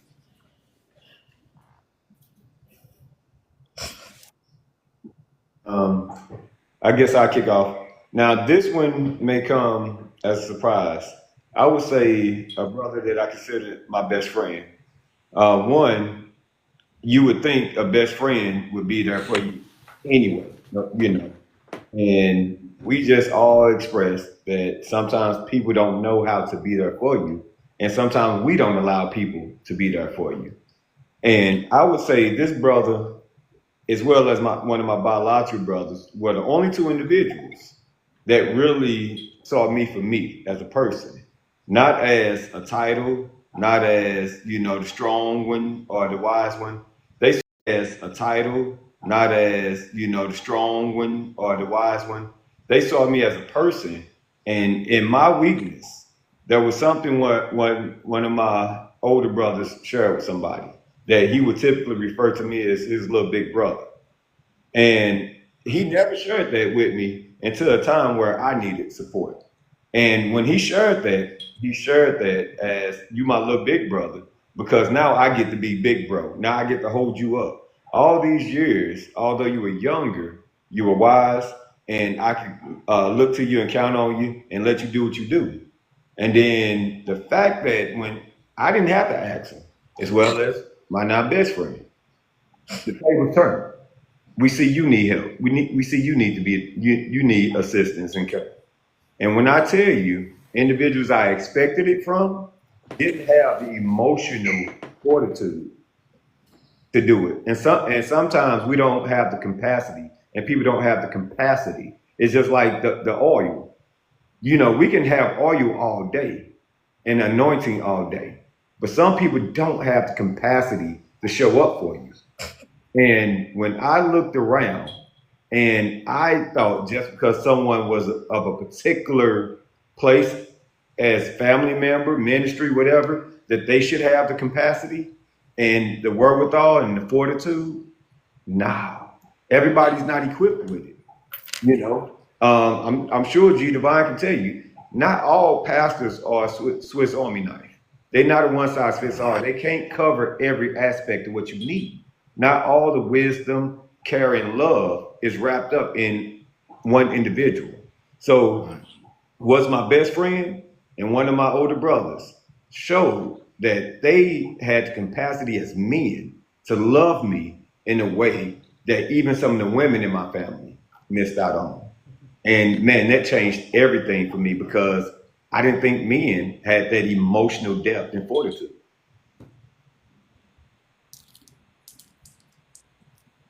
For me, mine was my older brother as well. I am the baby of the family, and I have 5 siblings. And my oldest brother out of them all, um, he stepped right in when dad was gone, and he did everything. He made sure that we were straight. He made sure that we were together. He checked on us constantly. He was always there for us. I think that man daily, because even though it's been many years later, he's still there. He was the only person that showed up to my graduation. When I graduated with my master's, and he's just a trooper. I couldn't have thought of going through this process without him. And I think that that's so important to have somebody to step in. And the only thing that I wish is that somebody would have also been that for him, in his process. And that is often what I think is, I wish somebody was that to you that you were to us. And it's just something that, takes up space in my head, because we talked about how the strong one is always strong, but where is their pillar? Where do they lean in when they need somebody? And I just wish that I was able to repay him with the effort. And he always say, "You already paid me by becoming a therapist," but nevertheless, he was a great asset. Free therapy for life just finished. And you know this.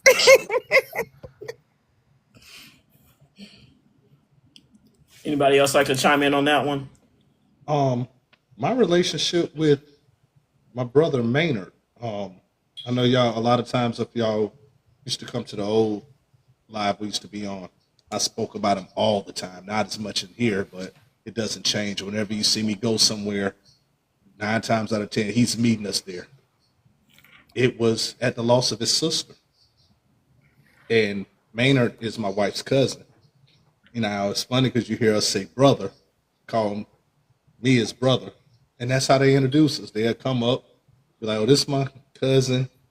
She, this is such and such." And they look at me, "Oh, that's my brother Walt. That's her husband." Wait a minute. That's your cover. And that's really the relationship that we had. Because, when you lose people, sometimes you get put in people's lives or around people and things open up. And the time that we met and really met was at the loss of his sister and celebrating the birthday of his son that had passed away. And I was, we got invited over to his house. And as we stood there and we talked, as they were celebrating, his birthday, and I think that was his first birthday that he had since he had passed. And it was just something about us that hit it off. And if you hear us talk now, see us around each other, you would swear that we came from the same womb. Like, that's the bond that we had. And I'm thankful for that. So, sometimes all grief doesn't have to be trauma bonding. But we do have to be mindful and careful of that because it does exist. But this was one that wasn't a trauma bond, and that was one that I definitely thank God for, because ever since that man that entered my life as a big brother, it's been nothing but blessings.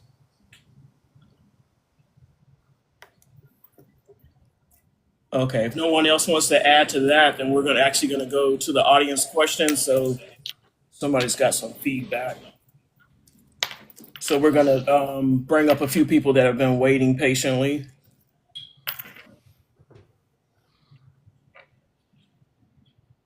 Hopefully they meant to send them a request.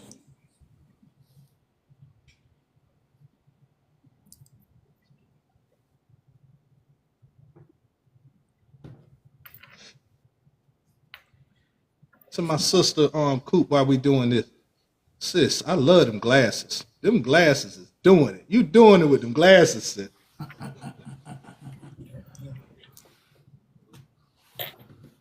Thank you. I have several different pair. That website, Zillow, All you need is your prescription, Oh and you can yeah. get any kind. These frames probably were about $5. Those I like those. Right, you did that. No, Yeah. they really fit. I like them. Looks like So she's having a hard time connecting, so we'll see what comes of that.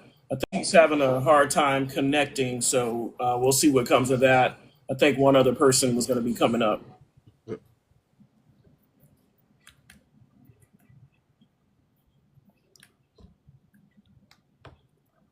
Okay. Y'all come on up. We don't bite. If y'all come on up and talk to us. We sure don't. It's probably y'all listen. If y'all have a question, if y'all have something you want to share, the only thing we ask is if you do come up to share, try to keep it down to a minute, minute to 2 minutes, just out of respect for the time. But come on up, man. We definitely want you guys to share or ask any questions you may have. Well, one of my friends was in the chat, but I don't see her. Trying to invite her up, and I don't see her. Let's see here.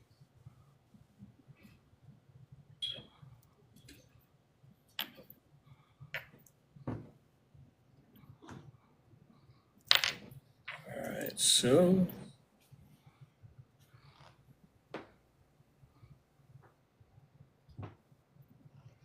well, no one's sending a request, so Oh, we'll what? start. I'm What you sorry. was going to say, LJ? No, I said since no one's sending a request. Oh, here she is, right there. I see her now.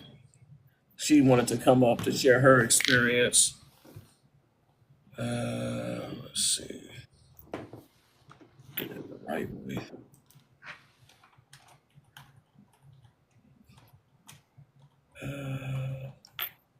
Yes. Still not seeing.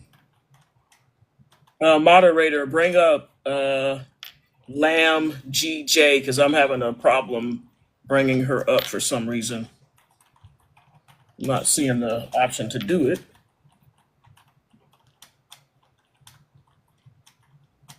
It's weird. I don't see her. She is like it says Lamb GJ. She's like Yeah. one of the last messages on there. Should Okay, be. let me see here. God, there we go. Nope, not giving me the option to bring her up though. I Oh, wonder if her page is private and she has to request. I don't think she has a private page though. I don't think it. Is your page private?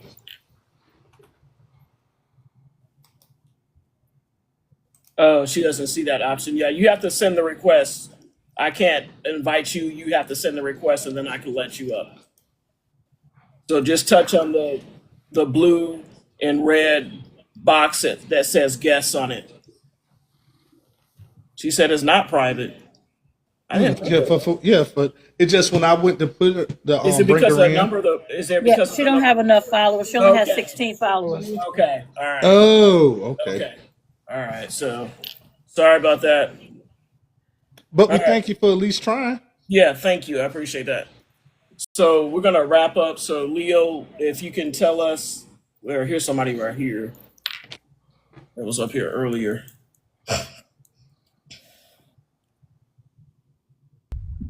Hello, Genesis. Hi y'all. How are you? I'm good. How are you? Doing well. Okay, welcome in. Okay, thank you. This is I want to kind of keep it short, but something about this live kind of touched me tonight. So it's not really often that I talk about like what I went through my grief stages, but I think I'm gonna talk about it tonight. So Okay. well, first, I wasn't able to grieve. I didn't know what grieving was till this past year. And I was like, and it was hard for me because it's like, okay, I lost my brother. I lost a close friend of mine. I lost my kid's grandma. I lost her. So it's like I wasn't able to grieve. I wasn't able to feel those emotions because I was still dealing with life. So it was really hard, I thought something was wrong with me. I thought, I could have been, insensitive or I could have, not cared or anything like that. But it's just, I came to the realization that once you're going through so much at one time, you can't focus. Like you can't even, fathom to stop and think about what happened. But this past year, it'll be a year, August 5th. One of my closest friends to me ever passed away. And it was in that moment that I finally felt what grief felt like, And it's like I wasn't just grieving for him. I was grieving for all the people that I've lost and I wasn't able to grieve for. And it was hard, but it was beautiful. Like I loved it. And when I told people, like I love to cry, like they thought I was like crazy or something. But no, it's just because when you haven't been able to feel those emotions, like it being able to feel it is different, So I kind of scared myself when I didn't grieve my brother. So me and my brother, we were best friends growing up, like the best of friends. And he had cancer.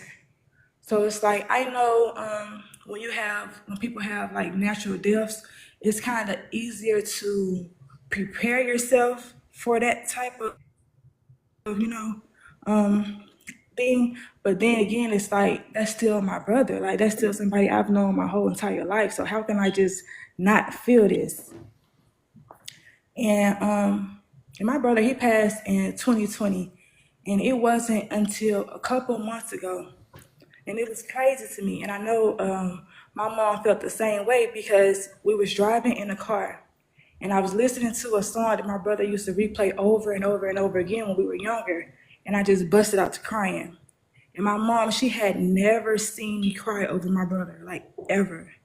And I don't think she knew how to handle that because my mom, she'll always tell me, she's like, you act like you don't care about nothing. Like, you don't have no feelings. But the thing is, I do. Like, I feel everything so deeply to the fact I have to force myself not to care. It's not even not to care, but I can't because I know what it would do to me. Like, now this past year when my best friend passed away, I lost 20 pounds. And it's like, I was upset because it's like, dang, like, I finally got to a place where I was healthy. Like, I was good, like, my mind was okay. And then somebody so close to me passed away. And the crazy thing about it, I didn't even know he had passed away. It's like he passed away on the 5th. The last time I seen him was August 2nd, and I was looking for him for about 2 weeks, calling his phone, where you at? What you doing? Where you at? No response. So I finally got a chance to pop up at his mom's house, and they were preparing for a funeral. And I was like, what? Like, I was so in disbelief. And at that point, it's just, for the past, I'm telling you, 6-8 months, I cried every day, because you have people that enter your life and you don't expect them to go away. Like, you don't expect, nothing to happen just that, that fast to me. It was like, it just happened just that fast. Like, how could I not have known that this man had passed away? So it was deep to me. And I just want to say, like, I feel like I've experienced two types of grief. I experienced the shutdown, the silence, because my first experience of grief, I went silent. I went completely mute. Like, I didn't talk to anybody. I separated myself. I even moved states. Like, I wanted to be alone because I felt like nobody really understood me. Like, nobody was even asking, was I okay? Like, I lost my brother. I lost all of these people. And I feel like they turned their back to me. And it was hurtful. But when I just experienced this last death with my best friend, all of that love came back to me. And I didn't know how to receive it. I didn't know if I should, like, be open arms that, you know, the people that wasn't checking on me before started checking on me now. I didn't know, like, if I should receive those phone calls when they asking am I okay? Because my thing is, are you really asking me am I okay, or are you trying to be in my business? Like, and I don't know, but it was just a beautiful experience being able to cry and feel those emotions, because now I'm in a space where it's like I'm good, like I'm better, and that's just what I want to say. I don't want to keep going because I can go all night. I'm No, gonna we ask appreciate. G Devon. You usually say something about tears. What is it that you say about tears? I always say that, tears are the body's way of cleansing itself. And, tears are like liquid worship because when whatever endorphins are keeping you in a state of feeling away are released in your tears. So that's why crying actually does make you feel better because you are releasing certain chemicals that are causing you to feel a certain way. So I encourage anybody to get those Right. tears out and Yeah. cry when you need to. It's purging the body, Yeah. purging yourself. So that's definitely good. And we definitely appreciate you for coming up, sharing. It takes a lot to come up and be transparent the way that you were. And we thank you. And I'm happy that you found, that common ground. And no, you're not crazy. For so long, for years, you had carried that grief. You had carried that weight on you. And when you had the opportunity to release it, it felt good. We understand it. Like just a minute ago, you were in the comments. You got to see. I had a moment. I was carrying grief, and for that split second, it was heavy. So you don't think we understand? If it happened for me and it was heavy for a split second, you carried it for years. We understand exactly why you were happy. And Yes, whatever it is that made you happy, all we ask is that you keep pushing forward, you keep trusting in it, and you keep leaning on that happiness and driving forward. Just don't give up. I thank you for that message. I thank all of y'all, honestly, because really, this is my first time actually just coming out and telling somebody about it. Like, you know, I'm the type of person where if you get me to talking, I can't stop. But if I'm not comfortable to talk, I won't say anything. And just the fact that I was comfortable enough to come up here tonight just really speaks volumes because I'm usually like a fly on the wall out in the chat. So I just thank y'all for doing everything I do. Leo wanted to say something. Go ahead, bro. Real quick, I just wanted to point out something that you said to remind yourself of, because I had the same situation with my grandmother. So like Walt, my grandmother didn't refer to me as her grandchild. I was her son. And you made a very distinctive point that you had time for your brother to transition. And so my grandmother expressed to me she was ready to go. I grieved a whole year before her passing, and people knew I was her youngest son. I wasn't her grandson. So when she transitioned, people were shocked that I didn't break down. People were shocked that I wasn't crying. People were shocked that I was so at peace. And peace looks good on you.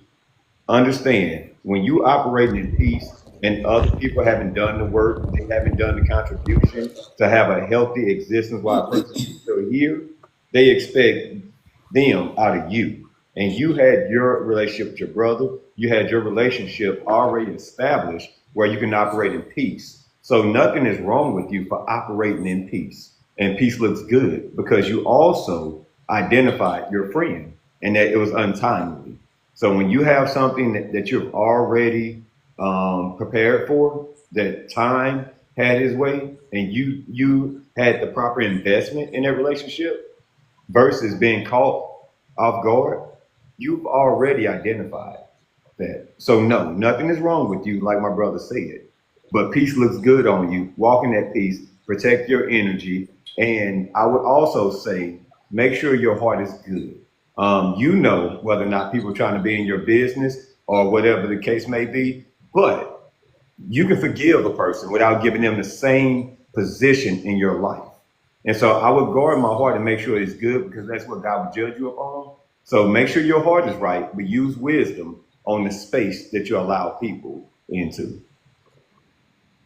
Yeah, thank you for that. Because I was just saying, like, maybe I haven't forgiven the people that turned their back on me when I was going through it. Like, maybe that's why it's so hard for me to open that door up again. And remember, when you don't forgive others, that's like stagnating your position as well. Like, you have to do that for you, not necessarily for them, but for you. Yes, ma'am. Thanks. Well, like I said, we definitely appreciate you for coming up, sharing. I want to say why I have you up here. Thank you. You do support us a lot. I see whenever I'm at in the live, I see your name pop up. So thank you for all of your support throughout the lives, whether it's here with K Short, whether I was on the other platforms, or even being here. We appreciate you for coming in and supporting us. That really means a lot. Go ahead, Cool. What's up, sis? I just wanted to share with her as well how.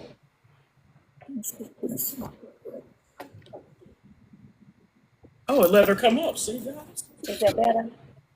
Okay. I wanted to share with her how excited I am that she found her place of peace. That was one of the things I talked about on Tuesday. When you find your place of peace, pitch a tent and don't allow anything or anyone to come between you and your peace. And what you did was you finally allowed yourself to grieve without guilt and without pressure to get over it. You know, just when you gave your soul room to exhale, that's what was so freeing and healing to you when you came upon what happened with your friend. People don't even understand the reality of exhaling. And like when you deal with something, you're not going to heal until you finally deal. And when you started dealing with your grief and your emotions, and like you said, you heard that song and it was like you could feel your brother because you felt something that connected the two of you. And it is so freeing to hear you. It's like I can see you smiling while you're talking about being free from the hurt and the pain, but also that other side. When we want to be free, there's always going to be something that tries to keep us stagnant. So that piece of, even if you reach out to the people who are trying to reach out to you, just to know for yourself, that's where your boundaries come in. If there's anything said that comes against what you've agreed with yourself about, you have the power to disconnect just as quickly as you connected. But for you, give yourself room to just see what it is, because you don't want to miss out. You don't want to miss out on life. You don't want to miss out on the great things that are coming to you. I just feel like you've got a wonderful story to tell, and you're going to help some other people one day. Just keep showing up for you. Keep giving yourself permission to be honest with your own pain. And I can't wait to see you do something great, whether it's here on TikTok or somewhere else. Stay connected and stay plugged in, because when you get in this space, oftentimes you need to be connected with people who can continue to pour into you, who you can continue to glean from. Get your notebook out. My mentor, my spiritual father would tell us, take copious notes, because you get to go back and look at those notes and remember these times that there were some conversations that you had that helped you while you are on the way to your healing place and your freedom. But congratulations for being brave. I'm proud of you, sis. Thank you so much. Y'all got me like speechless right now, because it's like y'all's words. It's powerful, and it's like I can say all day, like I know, like I'm somebody like that was put here to do something special. I know that because everything that I have endured and the way that I faced myself, like I know that. But it's just the season that I'm in right now. I can't. It feels like I can't maneuver out of it. I can't like go around it. I can't. It's like I have to keep going through what I'm going through so that I can help other people, because I want to. And I'm a part of a younger generation than you guys. So it's like I really want people my age to come to y'all's panels. That's it. Like Uh, I want them to be. LJ, that's what we were just talking about today.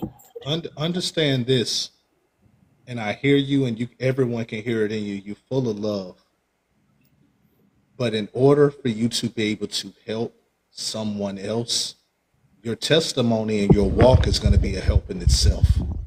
Push yourself through first. Put you first. Get you where you need to be. And believe it or not, just by the people and the naysayers and the doubters that's watching you and wondering what's going to go on or that's waiting on you to break, when they see you break through, you don't realize how much help you're going to be able to have. But sometimes we have to be selfish and help ourselves first. Even when you're on an airplane, I'm quite sure you've took a trip on a plane. What do they say when they're sitting in that row? If we have to have a water landing, before you help anyone else, make sure you put your own life jacket on first. So what I'm telling you, the advice that I'm giving you, continue to have that good heart, but put your life jacket on first.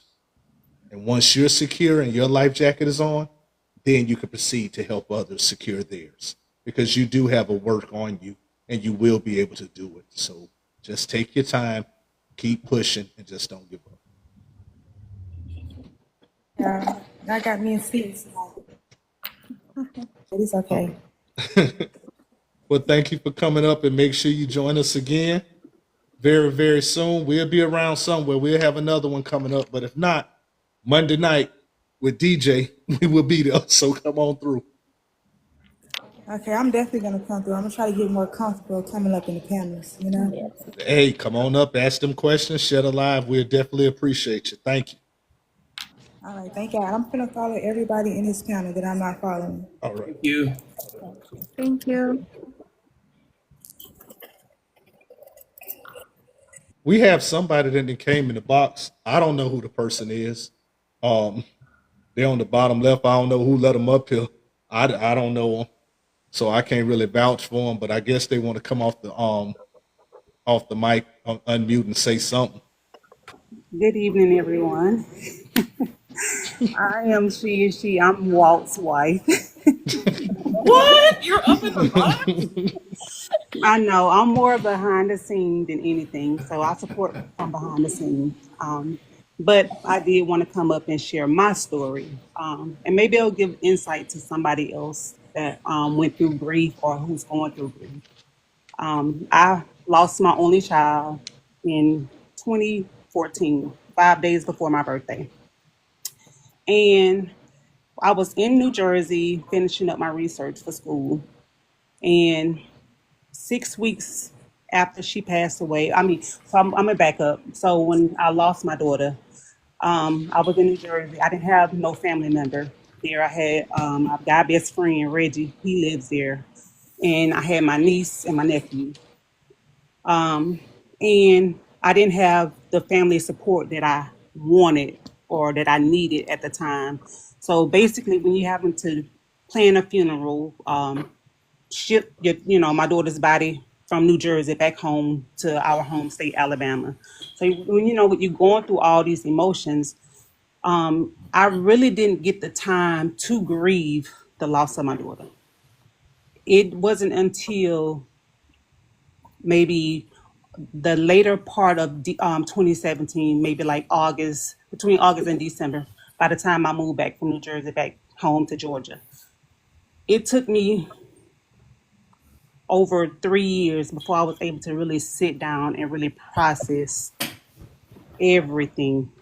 Because the time when I was in New Jersey, finishing up my research, and with her being my only child, I found myself not having anything to do, or saying to myself, what am I going to do now? I had all this free time. And so I kind of like just put myself into another program, got a certification. But throughout that time, I was just not sleeping, not eating, just really not being able to really process the whole thing. And like I said, when I moved back home to Georgia, I was able to really get things back in order. And that's when I was able to really sit down and really let the grief hit me in my face. I was able to go into solitude during that time, lying to my family members when they call and say, "Are you okay?" I was lying and saying I was okay, but I wasn't okay. So it just took me to really sit down, go in solitude, talk to, because through those 3 years that I was in New Jersey until I got back home, I was angry. I was mad at God. I was blaming myself. I was blaming everybody. And during that time, I was in therapy, but it really didn't process until I actually was able to sit down and really face my grief head on. And once I was able to do that, that's when I was able to start my grieving process. But I just want to, share my story with you guys and let you know and let other people know that, it doesn't hit you right away. It may take 10 years, it may take 20 years, but whenever it does hit you, just hopefully you'll be able to get in the mindset and say, hey, let me sit down and really face this thing head on. And that's the only way you'll be able to heal. And once I was able to face it head on, that's when I was able to start my healing process from the grief. So that's all I wanted to share with you guys. What advice would you give someone, given what you stated about not being honest with other people? What would you tell other people that are doing the same thing? Um, I would tell the people who are asking, "Are you okay?" And if that person is telling you that they are okay, they're not. And don't take it to heart or take it personal, because everybody process is totally different. So I would just say, give them the space and give them the time. And like I said, I would like y'all said before, I wish I had my family member to be like my mom came to New Jersey and stayed with me for a couple of maybe almost 2 months. But I wish I had people who would just come and not call me on the phone, but just come and sit with me. I don't care if we didn't do anything or we didn't talk, but just sit there with me and sit with me in it. I think that's what I was needing the most and what I was looking for the most, and I wasn't getting it. And I just felt like people wasn't really seeing me. But then I had to realize, even through therapy, it wasn't they wasn't seeing me. It was that I was lying to them, telling them that I was okay, and I wasn't okay. Okay. Thank you. We appreciate that. You're welcome. I'm gonna go back down in the comments. Okay. I knew she wasn't gonna be up there long. Great job. I'm proud of her. She a lot of people try to get her to come on, and she never wants to. She always, I'm gonna come, but she always says she's gonna stay in the background. But I'm proud of her sharing some of her story and things like that. That is very big, very, very proud of her. Apparently people come when they're comfortable, Walt, because this happened. The last two people said that, so. LaMonica. Can you hear me? Yes, we can. Everybody, this is my good friend LaMonica. We've been knowing each other for years. Our dads used to work together at the post office when they were still working. So we've been knowing each other for some years, and we hang out regularly and everything. And she just wants to tell you a little bit about her experience. Yes. In reference to good evening, everyone. First of all, this is actually today was a very hard day for me. I woke up this morning. I was going through it. I will experience my dad. This will be his first birthday on Sunday. He's been gone now for a year. He passed last year in August. And I was truly a daddy's girl and am still. I mean, when I say my best friend, it's hard. It's a hard thing, but I can say now that I've experienced, because I've always been one to believe you cannot tell a person you know what they've been through until you feel that emotion yourself. And this I haven't. I mean, that's as little as saying a stump of the toe, a finger breaking. If you never experienced that, you don't know how I feel. I know how it feels to lose a parent. And my dad was my everything. This is so, so hard for me. I am not looking forward to Sunday at church, because that's his birthday. And I mean, I go and I'm on the bench, and just like the young lady says, for his moving, I left Baton Rouge in '94 and I came back here 2 years ago, which was the best thing I could have done after divorcing. And I want to give kudos to my friend LJ, because if I tell you, she has truly been my ram in the bush. And she opened her home to me, which I call her room, her guest room, the boom boom room. I told her I got my breakthrough there from coming from divorce, but coming back home. I was able to spend the last year of life with my dad's last year of life with him.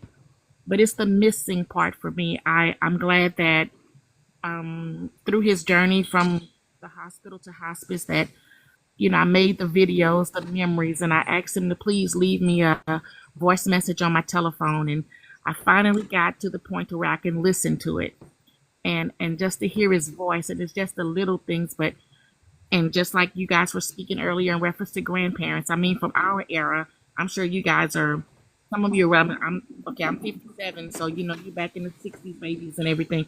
We had relationships with our aunties, our uncles, and our grandparents. I mean, I get peace just going to sit at the mausoleum where my dad's buried at. I do. Even for my grandparents, I get peace just going to sit there, just sitting there. And it's something, because you really, really, really miss a person. And it's hard. And the young lady is right. When someone asks you, are you okay? I'm always the one that's strong and always the one to listen to everyone else. But, behind closed doors, it's something else. It just takes me to listen to a song, like the young lady say, a song will take me over and do it for me.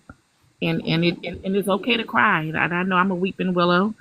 I cry a river of tears, and it's okay. But it is so refreshing to have friends and good people. And I was so grateful to have met LJ and her family, with our fathers being very good friends. And it's like I have a sister. So it's been a journey. I mean, like I say, she has been my ram in the bush. I mean, anytime I need her, calling to talk, someone that you can just truly pour your heart out to. And sometimes you just need somebody to listen. But I can say that it's something to, it's hard, but I just I grab my peace with God, and I'm up in the AM, 2-3 o'clock in the morning. But it's a song I want to share. It's by Paul Martin. It's called If You Can See Me Now. If I tell y'all, that song is so peaceful. And I mean, if you hear it and you really listen to the words of what he's singing, and it's such a selfless song. And I wouldn't, as much as I miss my dad, and I would love for him to come back, just the piece of that song, knowing, because my dad had diabetes and he was blind, and he had health issues and concern, I wouldn't ask that he come back, that way. But I cherish the memories.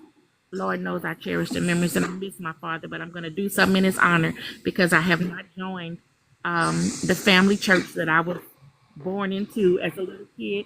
I'm joining Sunday, and what is the best Sunday to join on his birthday? So I am so tickled for that part. I hope and pray my strength, but I have to be strong, because he's the type of, he'd be like, girl, stop that quick. I mean, he'd get on you really quick. So everybody telling me, if you don't want to go to church, I understand, but I have to go, because that's why I get my peace with knowing, to do the right thing. But it's really the trusting in God, and then just talking, and it's okay, to speak with people and to share your journey and not holding things in. That's me. I'm a talker. So again, LJ, I appreciate you from the bottom of my heart. You just don't know. Again, you have been my ram in the bush, truly true. She never. So just hold on to your memories. I can help you make memories. For those of you who have loved ones now, whatever, like I say, make the videos, take the pictures, so you can have things to go back and grab onto, to hold and cherish your memories, because it is truly, it's something else. And Monica, you're there for me as well.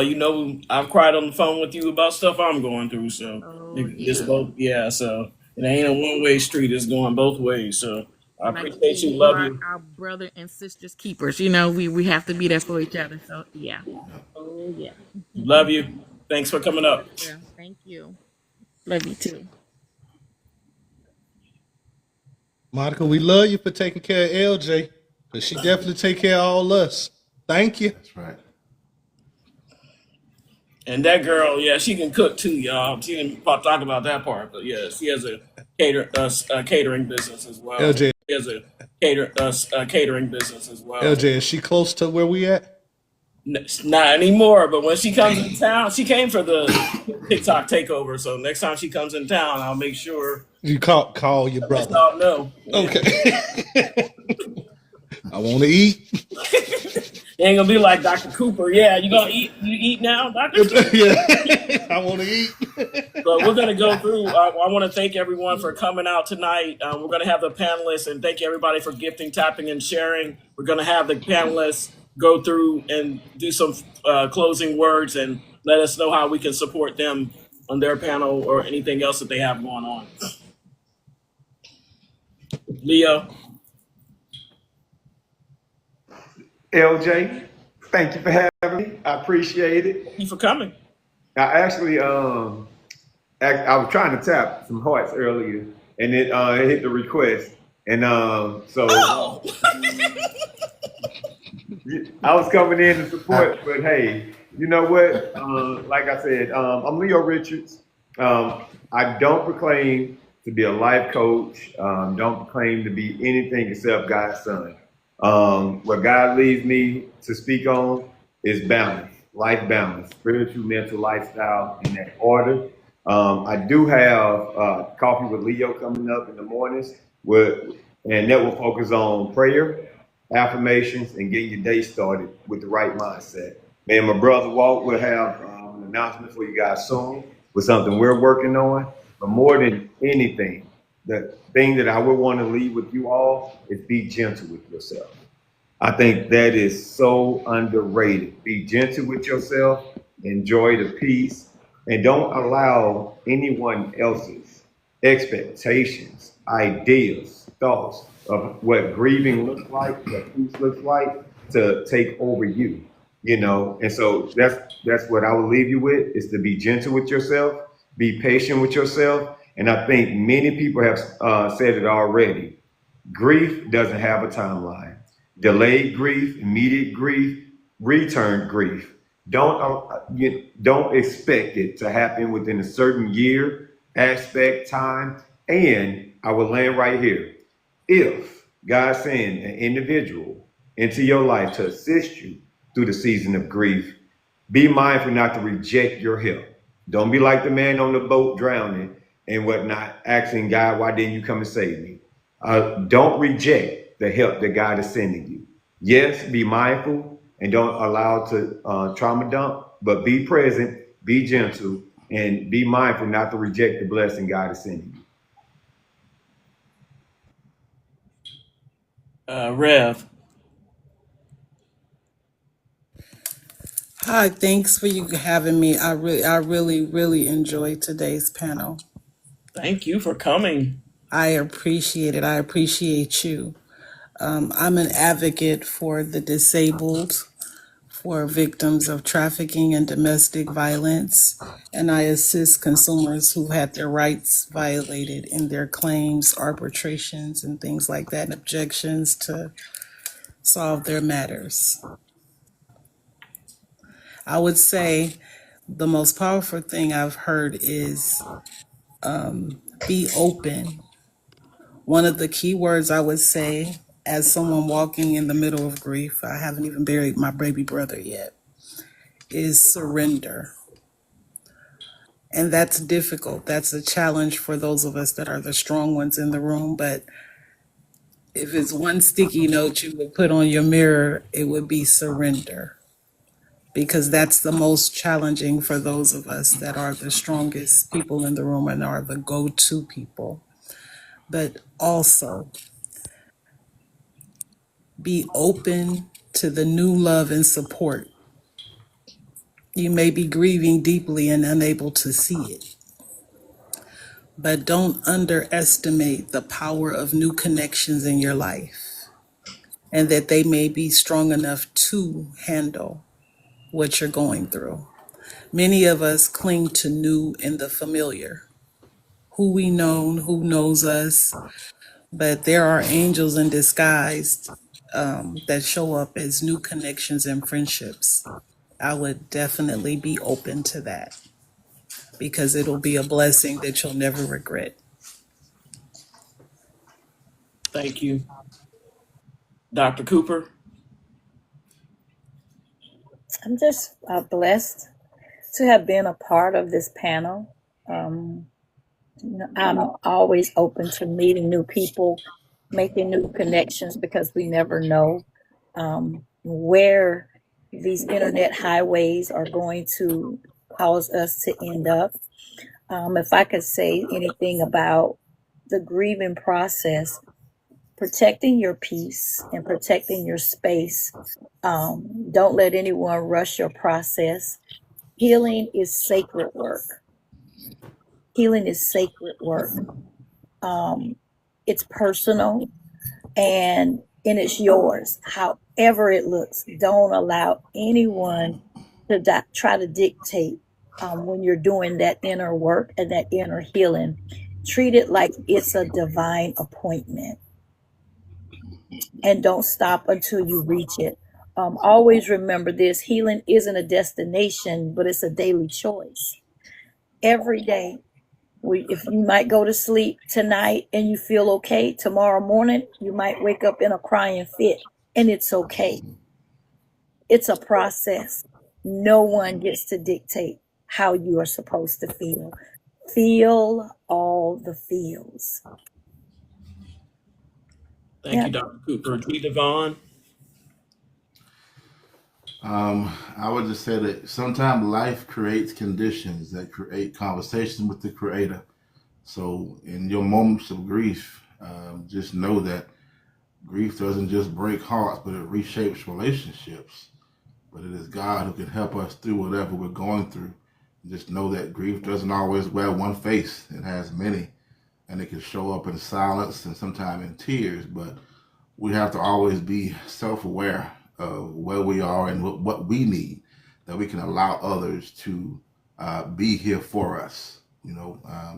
Scripture says in Matthew 5:4 that blessed are those that mourn, for they shall be comforted.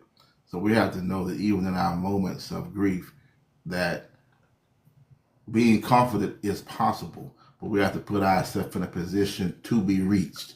And that sometimes causes us to have to reposition ourselves and to realize when we have to do something ourselves, that the miracle can then come our way, that we'll feel better.